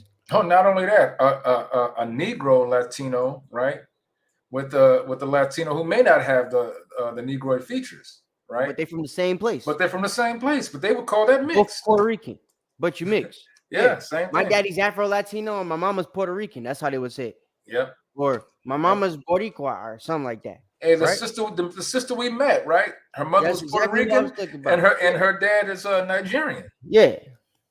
Right. So you an Israelite either way. Right. But if you ask her, I'm mixed. That's right. How? Where? With what? Oh, black and black. That's basically what you said. Yeah. Right. Oh, I'm black and black. Black and brown. Yeah. That's it. So if we're going by today's terms, right? So he's basically putting you in a situation where he's trying to confuse the novices because that's who they're trying to get. That's right. In a minute, he's about to talk about Kanye West and all of them, right? And you're gonna understand the whole reason why he even made the video. People like Kanye, people like Kyrie woke up people. I was at my job today. It's a dude that just started. He's seen the fringes. Yo, so what you think about that stuff Kyrie and Kanye was talking about? Look at that. Damn. You want to talk about this? How it worked. Start that conversation. And then here we are talking about it in class today, right? So it's like he asked that question, and this guy's mad that people are still asking that question, right? Time is going on. It's going to be a year soon since Kanye did them interviews. You know what I'm saying? That's right. November going to be right around the corner in a minute. That's right. So, like, once once it becomes a year and more people have seen that, more and more people are caught on to what Kyrie was doing in the video he posted, right? This guy and other people like him, the vocab Malone apologists of the world, they're realizing that it's putting their doctrine and the way that they hold service, the money that they make, uh, the way that they move around, basically, it's putting all of that in jeopardy, right? The more people wake up, the more the situation gets put more in jeopardy. So they're doing whatever they can to stop it. He's basically going to explain that in a minute. Are they Jews? Are they Hebrew Israelites? Are they both? Well, again, that really depends on who you. Now you see this idiot. A Jew and a Hebrew Israelite is the same thing. That's wordplay. But a novice wouldn't know that. Are they Right. Jews? Are they Hebrew Israelites? Are they both? Right. Because he wants you to think a Jew is the white guy and Hebrew Israelite is us. Mhm. Because you can't find Hebrew Israelite in the Bible. But you can find Jew, but you can find Israel. If you look up what Israelite is, You can find see, Israelite. that's the thing. A lot of people don't know what Israelite mean. They don't know what the "ite" is. We don't use that word anymore in today's time. Mm-hmm. Right? Knock. What's your last name? Yasha Allah. You said bottom dollar? Yasha Allah. Oh, Yasha Allah, right? Yeah. So if Knock was a Yasha Allahite, that's a correct way to say that, right? You could use that like that, Yasha Allahite, Yeah. but we wouldn't understand what that is, right? Say your last name was Dawson or something. Brothers could call you a Dawsonite instead of saying you're a Dawson. That's right. But we don't use that word today, right? So when folks say, well, actually, Israelite, what? I'm gonna let you finish, then I'll bring you in. Oh, so when folks say Israelite, people think it's a different word. Like it means something completely different than Israel, than Jew, all of that stuff. Like they even liken it to a religion. Like we're something completely different in a box of our own. When we say Israelite, you know what I'm saying? They liken you to like a 5%er or something like that. More science. You're in a box all by yourself. Nation of Islam. You feel me? So yeah, in fact, that's probably the best way to liken it. We're the Nation of Islam, and the Jewish man is real Islam, right? And they're trying to make us like the fake one, the Hebrew Israelite, or the Hebrew Israelite, and then Jew is the real one, and they want to liken Jew to the white guy. So it's racist as hell, but it's on like a salt and pepper type level. It's real low vibration. You know what I'm saying? So that the novice can't taste the racism. Right. This is tasteful to a novice, to a Democrat. You know what I'm saying? They don't realize what's going on here because they're not familiar with the terminology, right? You had something you had to say before I play it? No, I thought you were gonna bring out what the "ite" was, what it is, the ITE. It just means son of. Son of. Now check this out, or descendant of, right, in a broader sense. But if you look at it, and for those to kind of better understand, some of us have our oppressors' last names like Johnson, Peterson, Donaldson, right? And actually, it's the same thing in the English, right? When you have the last name Johnson, you're actually really saying John's son, or Peterson, it's Peter's son, Donald's son. So it's kind of the same thing. I just wanted to kind of maybe give you a little bit of understanding from that point of view. When you have Israelite, it's Israel's descendant or descendant of the man named Israel, son or daughter of the man named Israel. Mm-hmm. That's right. So in an "ite," you could call anybody an "ite" in the Bible. Ishmaelite. This guy most likely is an Ishmaelite, right? Yeah. Trying to claim to be a Jew. Son or descendant of the man named Ishmael. And what's crazy is he even said it, right? In the video. There's many Africans that were going through the slave trade that actually could be descendants of the Jews. So he called us Israelites without saying we were Israelites. Uh-huh. But now he's trying to play the word as if it's two different things, like a Jew and an Israelite are not the same thing. A Jew is a type of Israelite. That's right. Right? But like I said, a novice wouldn't know these things. They're And going to not look all- at it and hear this video and be like, yeah. Are they Jews or are they Israelites? These niggas don't know what they're talking about. Not even knowing that you just said, are they Dawsons or are they Dawsons? You know what I'm saying? Salakia. And another thing to really realize, everybody needs to pick up on this. He's saying the word Jew and Jewish a lot. Jew and Jewish. There's only one. The Jew is used in what, two different type of ways, right? It's either consisting of the 3 tribes of the northern kingdom or the 4th son of Israel. So when you see him saying Jew, Jewish, let's recognize and remember that not every Israelite is a Jew, but all Jews are Israelites. There's other tribes involved here. And that's one thing that they will never, ever even bring out. They don't bring out the fact of all the other tribes. It's always about just Israelite. They can't, because that will tear everything down for them, right? Yeah, they got to keep you on the surface, and that's it, right? They don't want you to ask no more questions. Yep, You know what I'm I saying? hear you. And anything they say that's too much, it's going to lead to too many questions that you can ask. And if there's too many questions that you can ask, that means they're not going to have enough answers, which means what? You're going to have to get the answers from somebody, and most likely the somebody's going to be one of us. That's what they don't want. They tired of you going to us to get the answers because we always got an answer for you. Mm-hmm. They don't like that, right? We always got an answer for you. They don't like that. Right. So now they're trying to stop us from being able to even get the chance to answer you. They're trying to give you just enough to where they think, all right, after we put this video out, all the Christians that are trying to become Israelites now, they're going to watch this and they're not going to go to them brothers. They're not going to care about what them radical Hebrew Israelites say on the street. They're going to already feel like they already know what's going on because we told them everything they need to know in this video. Right? Salakia, can I bring a precept out real quick? Yeah, go ahead. Real quick, so I can finish the video. Yeah, this is the book of if you want to break it down, you can. I think kind of goes with the book of Psalms, chapter 58, starting at verse 3, because we see these little things that they're doing and they're trying to be crafty with it. And it reads, "The wicked are estranged from the womb. They go astray as soon as they be born, speaking lies." Speaking lies. Their poison is like the poison of a serpent. They are like the deaf adder that stoppeth her ear.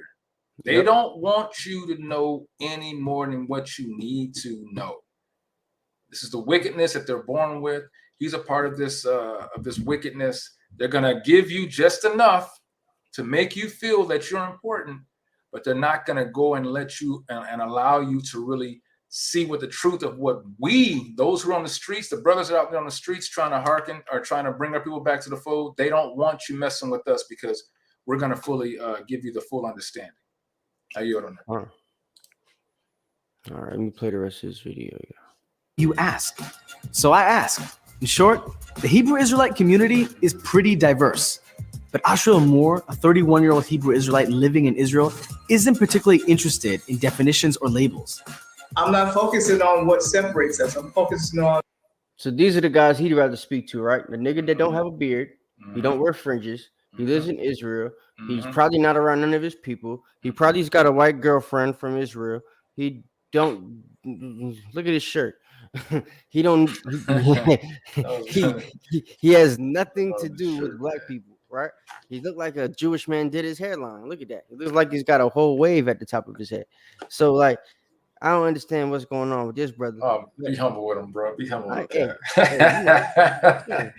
just say, you know what I mean? I know that. Yeah, so like, so Jake does this type of stuff, right? I'm not worried about what separates us. I want to bring us together and put us in situations where they get so caught up on not separating each other that they separated themselves from their own people, right?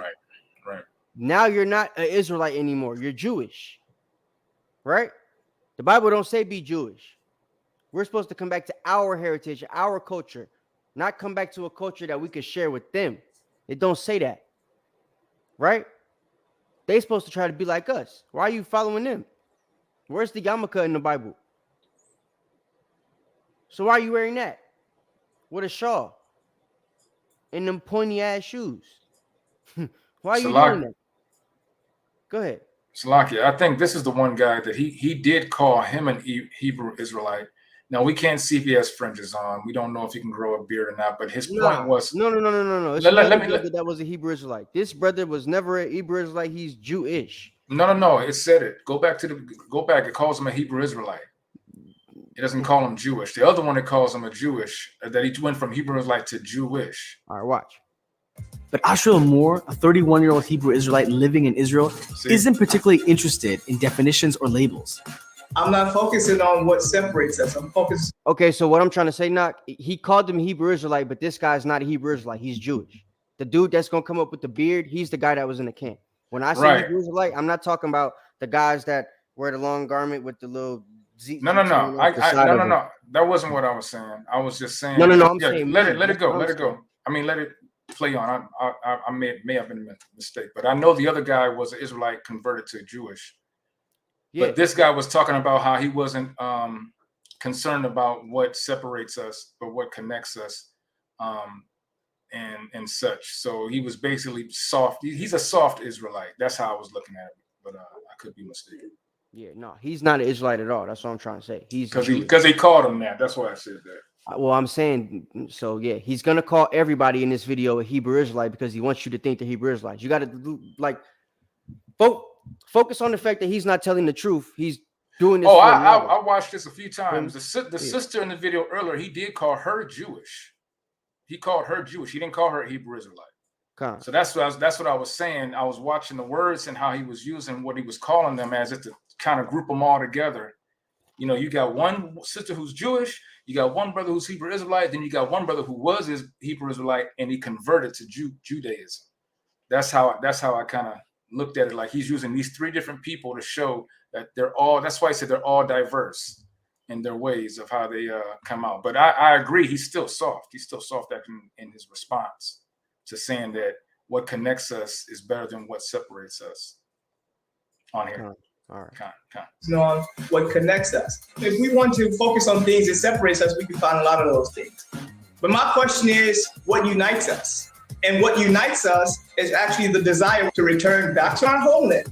Unfortunately, no community is exempt from the prejudices embedded within the laws of their society.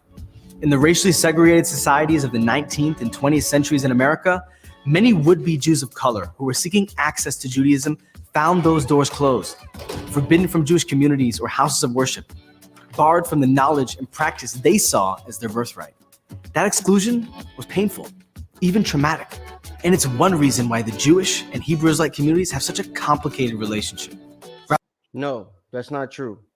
That's a lie. Everything he said was a lie. And that's why I said just follow me with what I'm saying, not because. No. I am. I'm right with you, Cap. I'm not. I know exactly what's going on here. You know, I'm not at all off. I watched this. I went through it and I watched it again, and I see that he's using words and using ways of trying to just keep us on the surface. And you know, that's basically what he's doing. What I'm trying to say is that here. Let me rewind. Damona. Somebody brought it up. That was who was this? Ariel. That dude is from Damona. I remember him in another video. The dude. Hold on a second. Knock. Hold on a second, bro. I'm trying to bring out a point. Hold on. And it's one reason why the Jewish and Hebrew Israelite communities have such a complicated, even traumatic. And it's one reason why. Right. That exclusion was painful, even traumatic. And it's one reason why the Jewish and Hebrew Israelite communities have such a complicated relationship. Rabbi Wentworth Arthur Matthew, founder of the largest Hebrew Israelite community. So there was no big traumatic experience between us and the Jewish community that separated us, like the brother's trying to say. The only situation that ever put us in a bad situation with the Jewish community was the fact that they were trying to steal our identity. That's that. We've had brothers, like I said, that have tried to do things to assimilate with them and make it more appealing for them to allow us to take our identity back. And then there were the radical Hebrew Israelites that didn't give a damn about making the white man comfortable and us trying to assimilate to their stuff, but we just take our culture back, right? So he's trying to play both sides against each other. That's literally what he's doing. He's not telling you the facts about the two situations, but he's playing the assimilation side against the radical side, and he's trying to make it seem like there's a separation between the two, when really the assimilation side is before the radical side. We were assimilators first, right? And then them brothers that were assimilating decided to stop assimilating and become one West, right? The commandment keepers became one West, right? Before the commandment keepers were commandment keepers, they were the Israeli school of universal practical knowledge, right? So Israeli is an Israeli, right? A member of the nation state of Israel since 1948. These brothers were assimilating. When they became Israelite community, that's when they took back their heritage as the descendants of Israel, right? He's playing the two groups against each other. He's not letting you know that this is the same brothers that came together at two different time periods, right? One was before the other. He's making it seem like they were at the same time and one was split, and it was contention between the two groups. One group was with the Jewish man, one group was not with the Jewish man, and the group that was not with the Jewish man is now the group that's waking up all these people. That's not the case, right? In America understood this. As the head of the Commandment Keepers movement, he dedicated much of his life to building bridges with mainstream Jewish communities. Though his rejection... You see what I'm saying? It wasn't him building bridges with mainstream communities.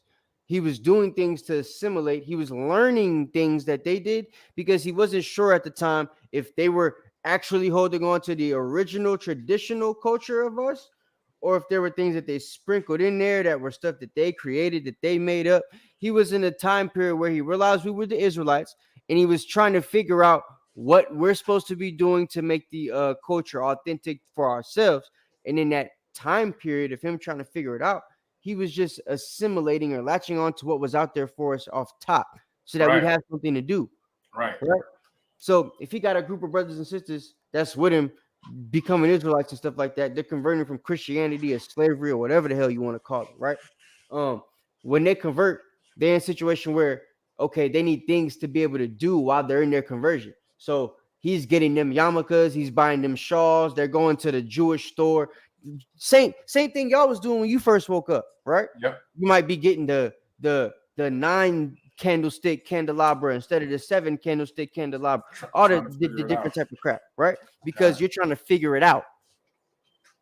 Once you figure it out, now you understand what's going on. You know what the deal is. Oh, this is fake, this is real, right?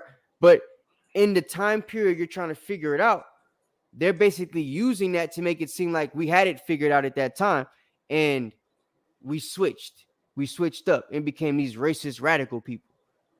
No, that ain't what it was. The brothers that was assimilating at the time were doing just that while trying to figure out what was real and what was not. It wasn't even a lot of Jewish people in America at that time.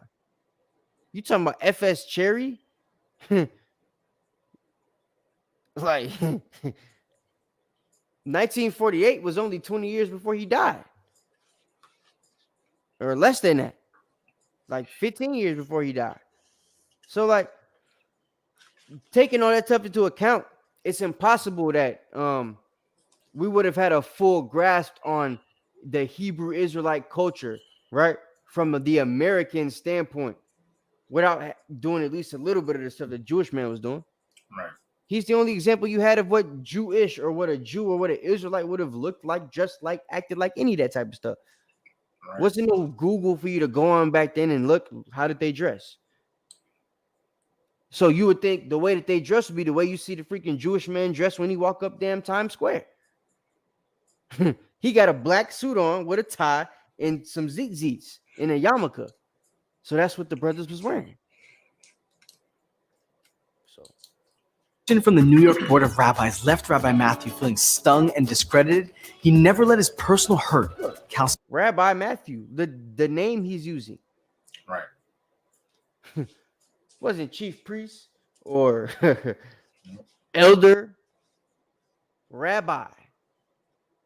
Master teacher. He's using the same word that the Jewish man uses. Right? So, like, that's what I want you guys to understand. A lot of this stuff at the beginning was us trying to figure it out. Well, It was just trying to get to the level that we're at now, right? And until we got to the level that we're at now, all you have to do is copycat basically off the people that you see doing things until you realize the thing that they did is wrong. What these guys are doing is they're trying to catch us in the stage where we were copycatting and use that against us to make it seem like we weren't all on the same page. And they're, because this is a Jewish platform, they're making it seem as if the ones that were with the Jewish man, the ones that were cool with them, they're the ones we should have followed, but we ended up going the wrong way, and that led us astray. That's the angle he's about to take from the rest of the video. Into resentment. Instead, he advocated fiercely for Jewish communities in Europe during and after World War II, encouraging his followers to maintain that spirit of brotherly kindness and sympathy towards the Jews. That's not because he gave a damn about them. It's because he felt, Rabbi Matthew felt that if we can get these people on our side, there's nobody that can stop us from being the Israelites. Didn't work. When you validated those people, you make it seem like we're cool or we agree with them being Israelites too. But due to slavery, due to Jim Crow, due to them being the ones that damn near funded not damn near, that did fund the slave trade and had actual slaves in America and in the Caribbean islands and stuff. How is it that we would even end up in a situation where we could say we're Jews and Israelites without trying to assimilate, or at least thinking that that was the way to do it first? Like with all the atrocities brothers and sisters went through in America, why wouldn't they think, let's put on a yarmulke and see if they accept us first? Because typically before that, if you wasn't accepted by the white man, you was getting hung by them. Could you be Israelites if you're dead? No. So that's also an angle that brothers got to realize too. These brothers wasn't taking the correct angle from the standpoint that we would take, because they weren't in the position we was in where we could just live free the way that we do. They had to assimilate even to get information that they had. In order to read certain books, you had to be Jewish. So he had to go through all the parameters to look Jewish, to be Jewish, to act Jewish, so that they would accept him as Jewish, right? It's like what the Bible says about the Mammon of unrighteousness, right? Make friends with the Mammon of unrighteousness so that they accept you into everlasting habitations. Sometimes you got to be like them to be accepted, right?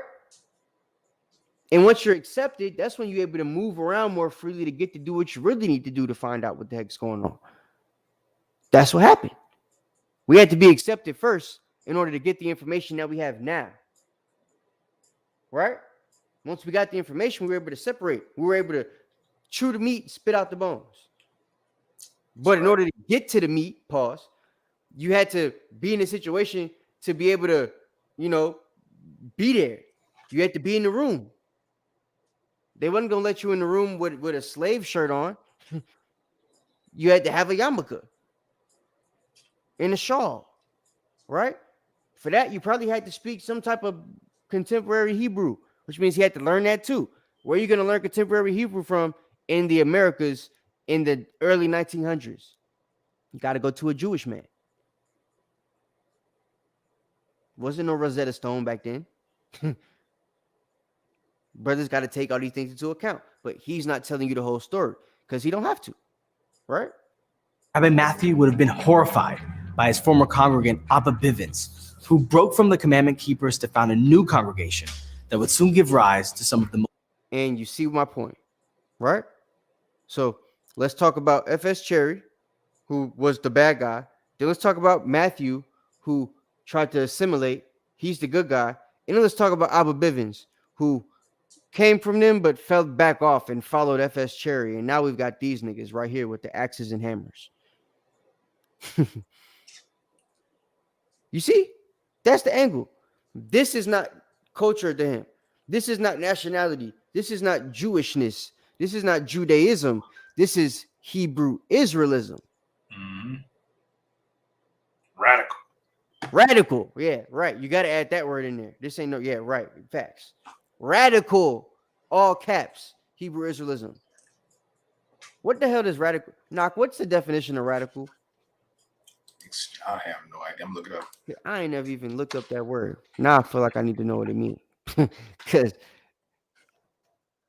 Yeah. Why he doing that? Let me. Most noxiously anti-Semitic ideologies in America, an ideology rooted explicitly in the hatred of a lot of people. So he says anti-Semitic, and then he says hatred of a lot of people. But then he, at the beginning, he also said all of these guys in that picture could be Semitic.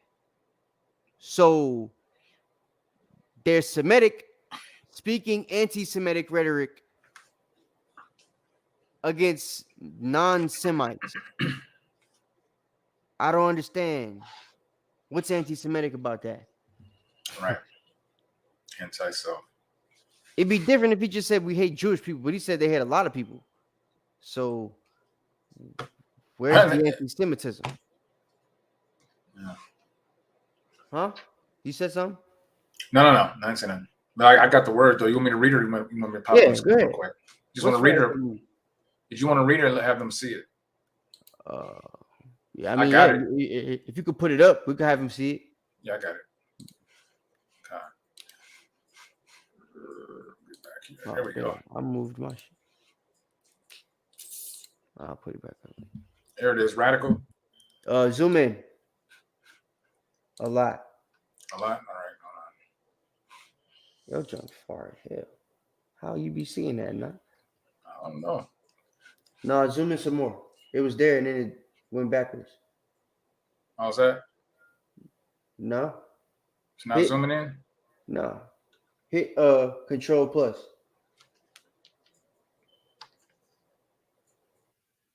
That's weird. Oh. Okay. I got you. Right, I got you. How's that? Yeah, that's better. Okay.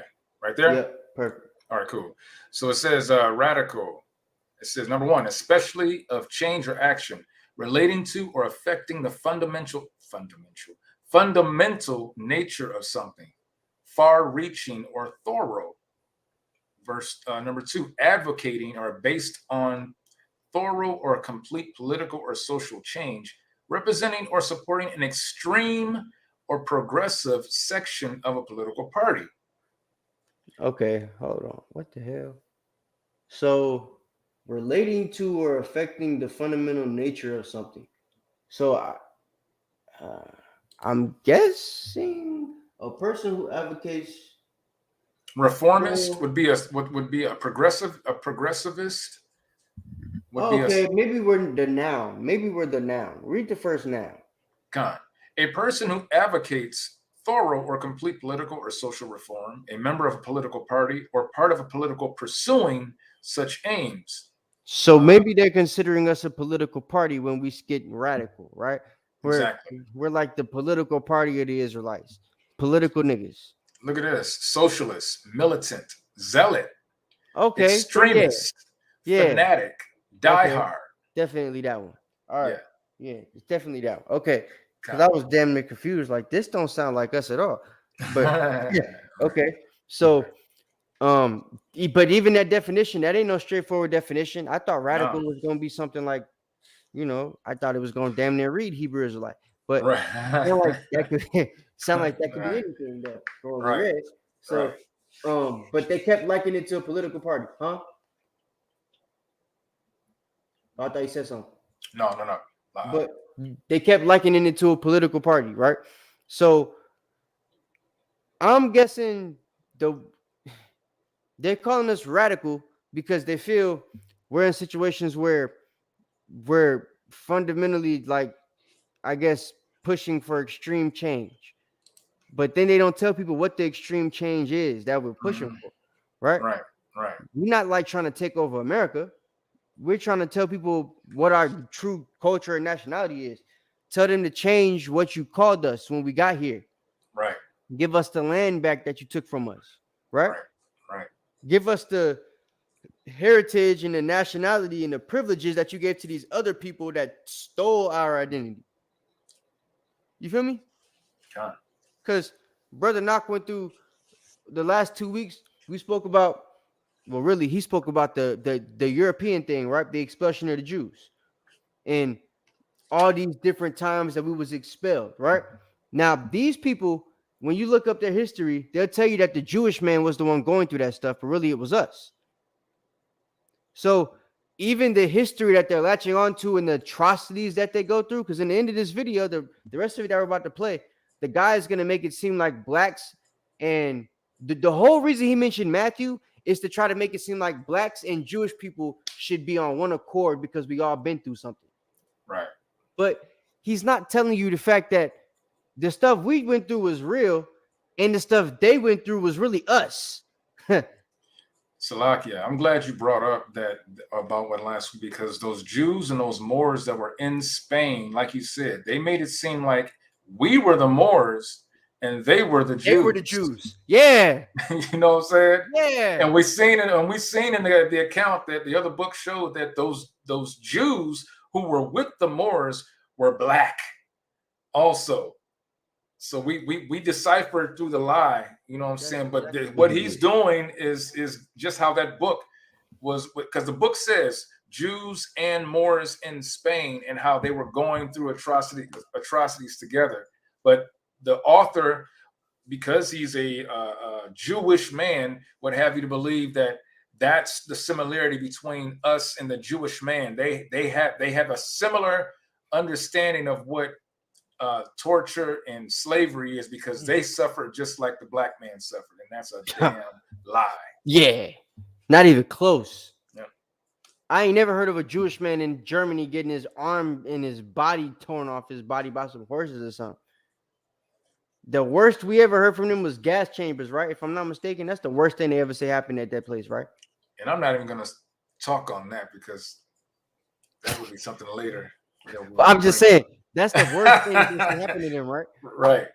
There's nothing worse than gas chambers. Like, none of them got their heads blown off, decapitation, mutilation of the body parts, none of that, right? I ain't never heard of none. Anne Frank didn't write about that in her diary, if it happened. No. I don't think they even used any of them for bags and purses. Yeah. What's that junk they use the brother Nat Turner for? Like, they use them for grease and all kind of stuff, man. Yeah, They grease and lampshades and stuff. Lampshades and shoes and everything. Skin for shoes and all, man. That's some, man. Yeah, they walking on that right now, bro. Man, that's probably just selling them on just, eBay. Just for somebody to do something like that, man. I mean, that's what you do with animals, you know, and that's their sport. You know, they like skinning animals and taking animal skin and hanging their heads on the walls and all that. And that's exactly how they treated us, man. Anyway, I don't think about the CI agent. Yeah, exactly. Right. All his information comes from the CI. Yeah, exactly. Okafor vocab Malone. Especially Jews. Unsurprisingly, radical Hebrew Israelites traffic in all of the greatest hits of anti-Semitic stereotypes. Jews control the world, Jews control the slave trade, Jews profit off of other people. Wait, why is facts about them stereotypes? Is it not the truth? That's what I'm saying. How is it anti-Semitic to speak the truth? Oh, man. Wait, so all black people like watermelon and fried chicken, and we sit on the porch and pick our fingernails all day. But they don't live off people. They don't control the world. They didn't fund the slave trade. And all of this is verifiable information. But here's the thing. For you, all right, like if you told me, that's crazy. Man, Knock, you own all the record companies. And you from Detroit. Right. Am I gonna be like, man, why are you trying to hurt me? And like, I own them, bro. Yeah, I'm trying to own more. Hey, why would that be something that would be despiteful? You know what I'm saying? Like that. You run Wall Street, Knock. Okay. Like, why would that be something that I'm trying to? No, I don't. But you run Wall Street. But they making it seem because we bring them out. Jews profit off of other people. Okay. Who don't? Who wouldn't want to? Right. What? No, what's crazy is the world already knows that they get like a damn, what's it called? Reparations from everybody and stuff. Yeah. So that's a known fact. But before I came into the truth, I used to hear people talking about Jewish people getting money from everybody in the world. That's right. So it's not like that's a secret. No, that's the point. It's like we know this, and because we say this, we are being yeah, he called it anti-Semitic stereotype. Anti-Semitic, like Semitic is a language, so we're not being anti-people. And then if you want to really go into that, we're being anti-ourselves. That doesn't make sense. Because he said we could be we Israelites too. He said right. So right. So now we're anti-us. Right. Per his words. It don't make no sense. It doesn't make no damn sense. Or wait, African Israelites are Israelites, but they're not Shemites or something. Is that what it is? Right. See, that's where I was saying that separation of where you have one sect of saying you have certain stipulations that you can be this and certain people can be that way. So when he says anti-Semitic, that has nothing to do. Right. Exactly. That's religion. Exactly. It's like Pentecostal versus non-denominational or something. Like one people got these huge set of rules, and the other people they just there, but you're both Christian. But you know what I'm saying? I mean, I trip out if someone told me like, Los, you own like half of the NBA. I'm like, yeah, I worked hard for that. I ain't gonna get mad. I'm not gonna be upset. What's crazy? I don't ever hear the Jewish man denying this stuff. Of course it's always people like this guy that's doing the work for them. Or the you know what I'm saying? I don't ever hear DJ Vlad on TV talking about, yeah, we don't got none of that crap people be saying we have. As a matter of fact, and they have no remorse. What's the entertainment exec? What is his name? Leo Cole. Leo, whatever. You heard what he said on the Breakfast Club, right? Yeah, when he said that damn, what did he say? He was exploiting us or something like that. Yeah, he was like, I gotta feed my family or something like that. He was like, even though he was dealing and pushing guns and violence through the music. Yeah, that's what happened. They asked him, so how you feel about like all the music that pushes the guns and violence and murder and stuff like that in the community? He says, I gotta feed my family too. Right. What? Hey, that's a nigga answer. That's how a nigga would answer, though. To be honest, I mean, right. I got my family too. You would have thought the rapper would have said that, right? Right. Exactly. Him, so why are we allowed to just promote this stuff? You know what I'm saying? Like, y'all ain't doing that with the country music and stuff. Oh, I gotta feed my family too. Yeah, that's what it be like, man. So, you know. You see it, man. Wow. I don't even got to play the rest of this because y'all get the point. But I do want to bring out a couple precepts. You got some precepts you want to bring out? I had some, but go ahead and shoot them out. I'll pull them out. I only got like 3 or 4. Like it ain't gonna be much. Yeah, go ahead. If you got something you can bring. Give me 2nd Ezra 11:41. Yeah, I'm probably gonna be there. 3. Good. Book of 2nd Esdras, chapter 11 and 41. And it reads, For the earth hast thou not judged with truth. For thou hast afflicted the meek, thou hast hurt the peaceable. See that? They've afflicted the meek, they've hurt the peaceable, they've done what? Keep going. Thou hast loved liars. Right. The whole world, when it comes to the Bible, when it comes to the true nationality Israelites, these people love liars. They love the people that are pretending to be Jews, right? That are professing to be Jews and are not, but are the synagogue of Satan, right? They don't got none of the trials and tribulations of the Bible. They ain't go through none of the curses. But you see, the whole world loves their lie. Has been trying to liken our plight in the slavery we went through that everybody talks about it. Everybody teaches every single year, right? They're trying to liken it to them and the thing that they went through for, I don't even know how long they try to say the Holocaust was. Nobody talks about how long of a dispensation of time it was. It could have been 2 months. We went through 400 years, and they're trying to liken it to a couple of months of their crap. Right. Over. Right. Technically, way over. Because if you count right now, 2023, Right. and the stuff still happening to brothers, Yep. you know what I'm saying? Niggas never left slavery. So keep going. God. And destroyed the dwellings of them that brought forth fruit, and has cast down the walls of such as did thee no harm. Therefore is thy wrongful dealing come up unto the highest, and thy pride unto the mighty. The highest also hath looked upon the proud times, and behold, they are ended, and his abominations are fulfilled. You see that? So the Most High said, y'all love the liars, but here's the thing. They lie. That whole thing y'all was believing the last couple of years was a lie. And the real children is back on the scene. That's right. So what's going to happen now is he about to throw down everything that they've put up to prop themselves up as the chosen people of the Bible, chosen people of the planet. That's right. Is coming down and it's being replaced with us. Mount Rushmore going to be thrown up there with some brothers. We're taking the thing over now. The saints will take the kingdom and possess it forever, even forever and ever. Right? So that's what we're getting to right now. And this is actually, if you're going to be honest, it's like a form of cleaving. God. But not the way we want them to cleave. Like we want them to tell the truth. He's telling the truth a little bit by saying we the Jews, but he don't want to tell it to the point where you end up learning from the Jews. Right. You know what I'm saying? So if you learn from us, they'll realize that they can't cleave the way that they're trying to cleave. It's going to be our way of how they cleave. And that's what they don't want.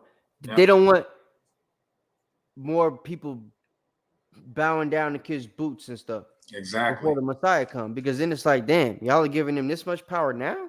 Yeah. Do y'all realize we're still in our kingdom right now? And y'all are bowing down to you know what I'm saying? Like we really ain't gotta respect them until their savior comes. We can still You know? And sometimes I be feeling like that's how they feel. Like they know what the deal is, but they're actually thinking that. Like we ain't gotta listen to they Messiah come back. We got time. Yep. Well, there's that scripture. He knows that he only has a little time. What precept is that? Yeah, I gotta bring that up. Did you have another? Did you want me to continue? You have another precept? I don't have another one right now, actually. Hold on. I want to finish that one. Therefore, appear no more. Revelation 12:12. Okay, nope. God. Wait, hold on. Yeah. Revelation 12:12. God. All right. In fact, I'll end it on that. If you ain't got nothing else. If you do got something else, you can bring it up. But all right. Revelation chapter 12. Get there. Revelation 12:12. And it reads, therefore rejoice, ye heavens, and ye that dwell in them. Woe to the inhabitants of the earth and of the sea, for the devil is come down unto you, having great wrath, because he knoweth that he hath but a short time. God. See? So his time is short, man. His time is very short. And he know he got but a short time left.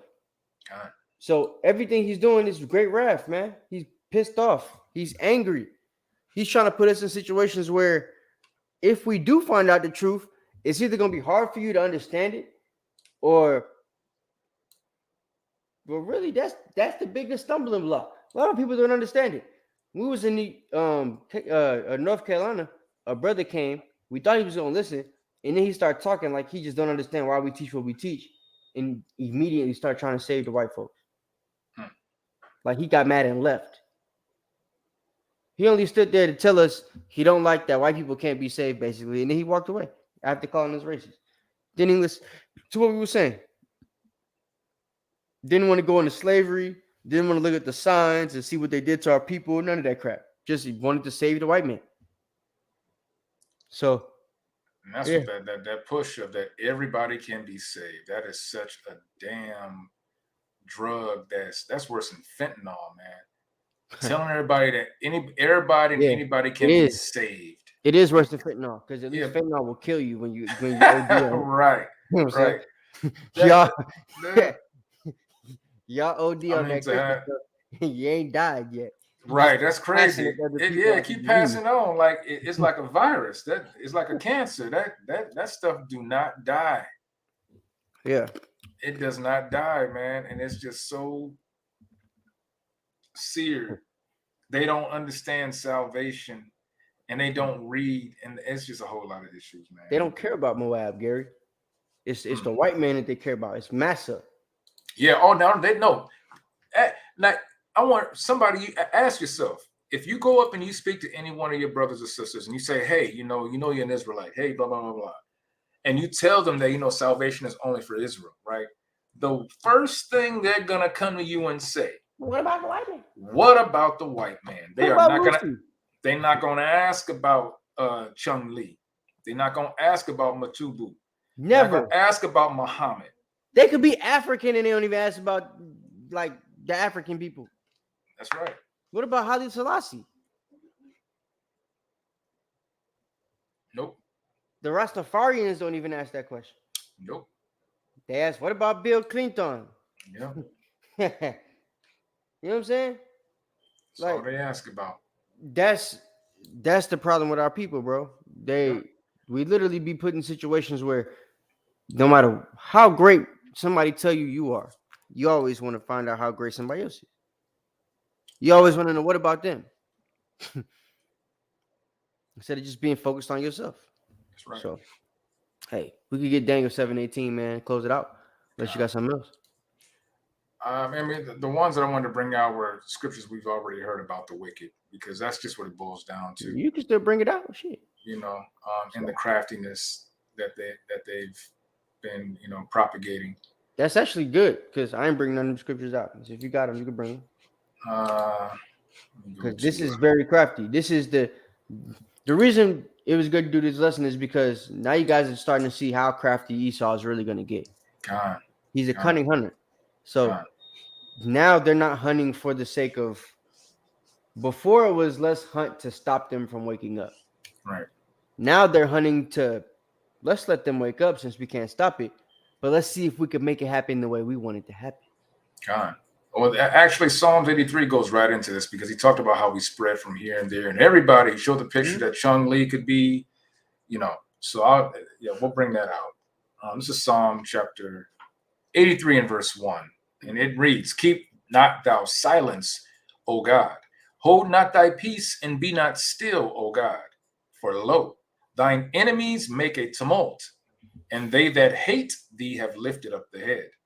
They have taken crafty counsel against thy people and consulted against thy hidden ones. They have said, Come, and let us cut them off from being a nation, that the name of Israel may be no more in remembrance. For they have consulted together with one consent. They are confederate against thee.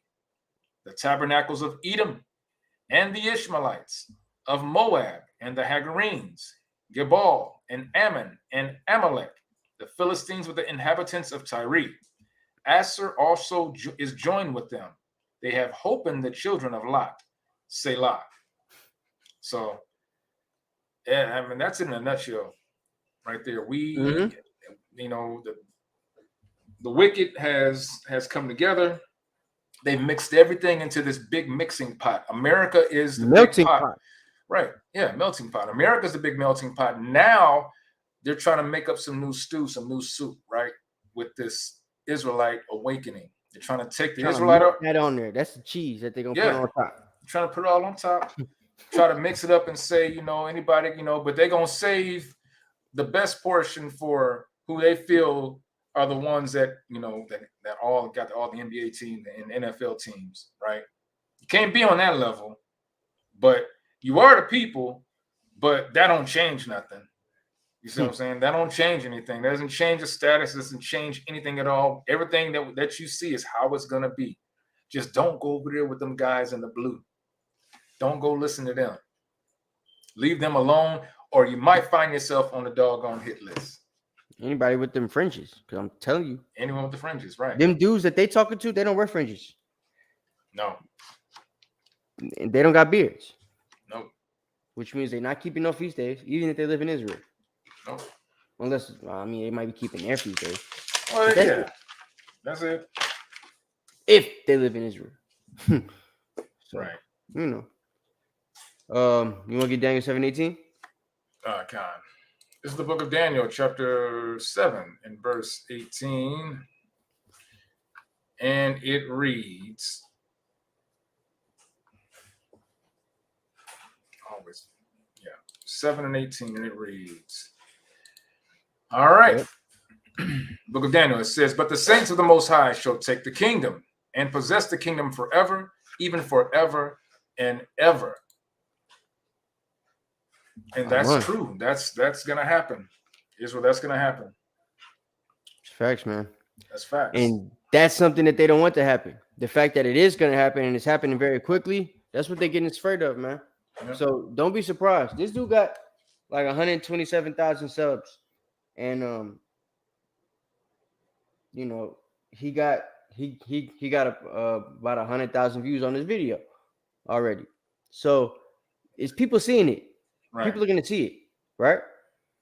The question is this leading more people to people like us? Right. I think it is. Yeah. Salakia, I saw earlier on another channel on YouTube, and it was an Edomite man being interviewed, and he was asked the question: Is there any unity within Black and brown people? And he said, absolutely not. Why did he ask? I mean, why was they asking him that? So the follow-up question to that was, will there ever be unity between Black and brown people? He was like, I don't know. And he said, and then the question came after that, said, well, if Black and brown people do come together, what does that mean? And this the Edomite said, he said, if Black and brown people, he said, Black and brown people come together, he said, that's hell for the white man. That's we're gonna shit. That's it. So they know that our coming together is the end of their time. The end of them. I mean, they know that. No, but think about it. In these times, to ask someone that question at times we are now means that their mindset has not changed ever since they established slavery, right? Because that's why they, when they ended and abolished slavery and chains and with the Emancipation Proclamation, they started setting up laws where we couldn't gather with 2 or 3 brothers at one time, the loitering laws and different things like that, because they were so afraid that if we come together as one, that's the end of their civilization. That's the end of their lifestyle. So gathered together, a nation not desired. The devil know the Bible too. Zephaniah 2:1. Where 2 to 3 are gathered, there I am. So we have to understand, Israel, this is prophecy. It's prophecy, and we just have to be patiently waiting for the return and keeping these commandments to the best of our ability is what we need to do, right? Getting this word out in truth and sincerity. So, it's a wonderful time to be alive. I can say that. And the nations know it. So that's why they're using this crafty counsel to instead of having us go down one road, they're trying to throw little alleyways for us to go that way. Go this way. Don't go that way. Those guys in the blue in the corner, they're going to lead you. They're going to tell you the truth. We don't want you to know the truth. Watch. I bet in the next couple of months, I don't know if it's going to be on Clubhouse or something, but they probably going to have this. It's going to be somebody from not our community or from like the mainstream that's going to get big. That's going to become a champion for people like Vocab. I just feel it because of stuff like this. Yeah. It's giving somebody a perfect avenue, like a Yaju type of dude, but from the other side of the spectrum, to help people that hate Israelites. But he'll be able to teach them from the standpoint to where it's more appealing. Because you got to remember, it's going to be a bunch of like false Christs out here, right? Oh man, there's so many of man. I didn't seen about 2 different Yajus now. I think there's 3 of them. That's crazy. But I'm just saying, like that type of spirit, the spirit on that dude, right? Is the same type of spirit that's gonna be. I don't know who it's gonna be or how it's gonna happen, but I just feel like I feel like they got something in the works. Because why would you be making these videos if you don't got something like that? Somebody that could push this crap that you pushing out there already. Right. You know what I'm saying? That's always how it works. That's right. They started combating the Israelites once they had Vocab Malone. Right? Now they've got a whole Hebrew apologetic spectrum of people, an audience for that type of crap. Right? Soon there's going to be an audience for this. People that want to know about the Israelites but don't want to learn from the Israelites. Right. They're building the platform for that. Right. 103,000 people saw that video. That's crazy. That short 8-minute to 9-minute video. Hmm. Yeah. So. And you know that was pushed by the so-called, backed by the Jewish Unpacked organization. Jewish Unpacked. That's what the page is called. It only says Unpacked on the YouTube, but when you go on the Instagram, it's Jewish Unpacked. Yeah. And they don't put the Jewish on the thing, so you don't know it's a Jewish publication. It's a Jewish website. Right. Crafty, man. Just crafty. Yeah, they slick. Yeah. That's it, man. That's all I got tonight. All right. All praises. All praises. That was a great class. Great class. I enjoyed that. If everyone was edified, if anyone was edified, please put a 7 in the chat so we'll know, because we want to make sure that we're bringing content for you that is edifying, that you can share with your families. Slocky is so late, y'all. Yeah. So Slocky for being a little bit tardy today. We're being a little bit tardy, but let's give an applause for the class.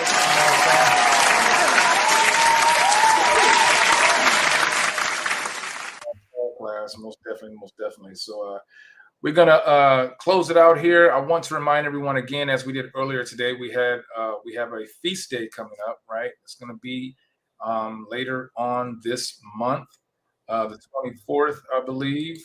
Let me just bring it out again so we can all see that. It's the Feast of First Fruits 2023, May 24th at evening. If you wish to attend, RSVP via our email at AnointedHOS@gmail.com. That's how you get a hold of us. Anyone who is wanting to put their brick in, we will be starting a prospect class here pretty soon. Please send us an email at AnointedHOS@gmail.com. Also, the sisters, if you want to help build this congregation by putting your brick in, we need you for this kingdom manifestation also. So please send emails to AnointedHOS@gmail.com, and we will get back with you with information on how you can get started with that prospect for the women. Other than that, I don't think we have anything else. I'm looking around to see if there's anything else to notate or put up or anything, and I don't see anything. So thank you for joining us. I am Officer Knock. Captain Ayal. Captain Ayal, and we are Anointed House of Saints. And we thank you for coming in. And so until next time, we will say right now, as soon as I can find where I'm supposed to go with this out thing, we will say Shalom. Shalom. Shalom. This is not a test.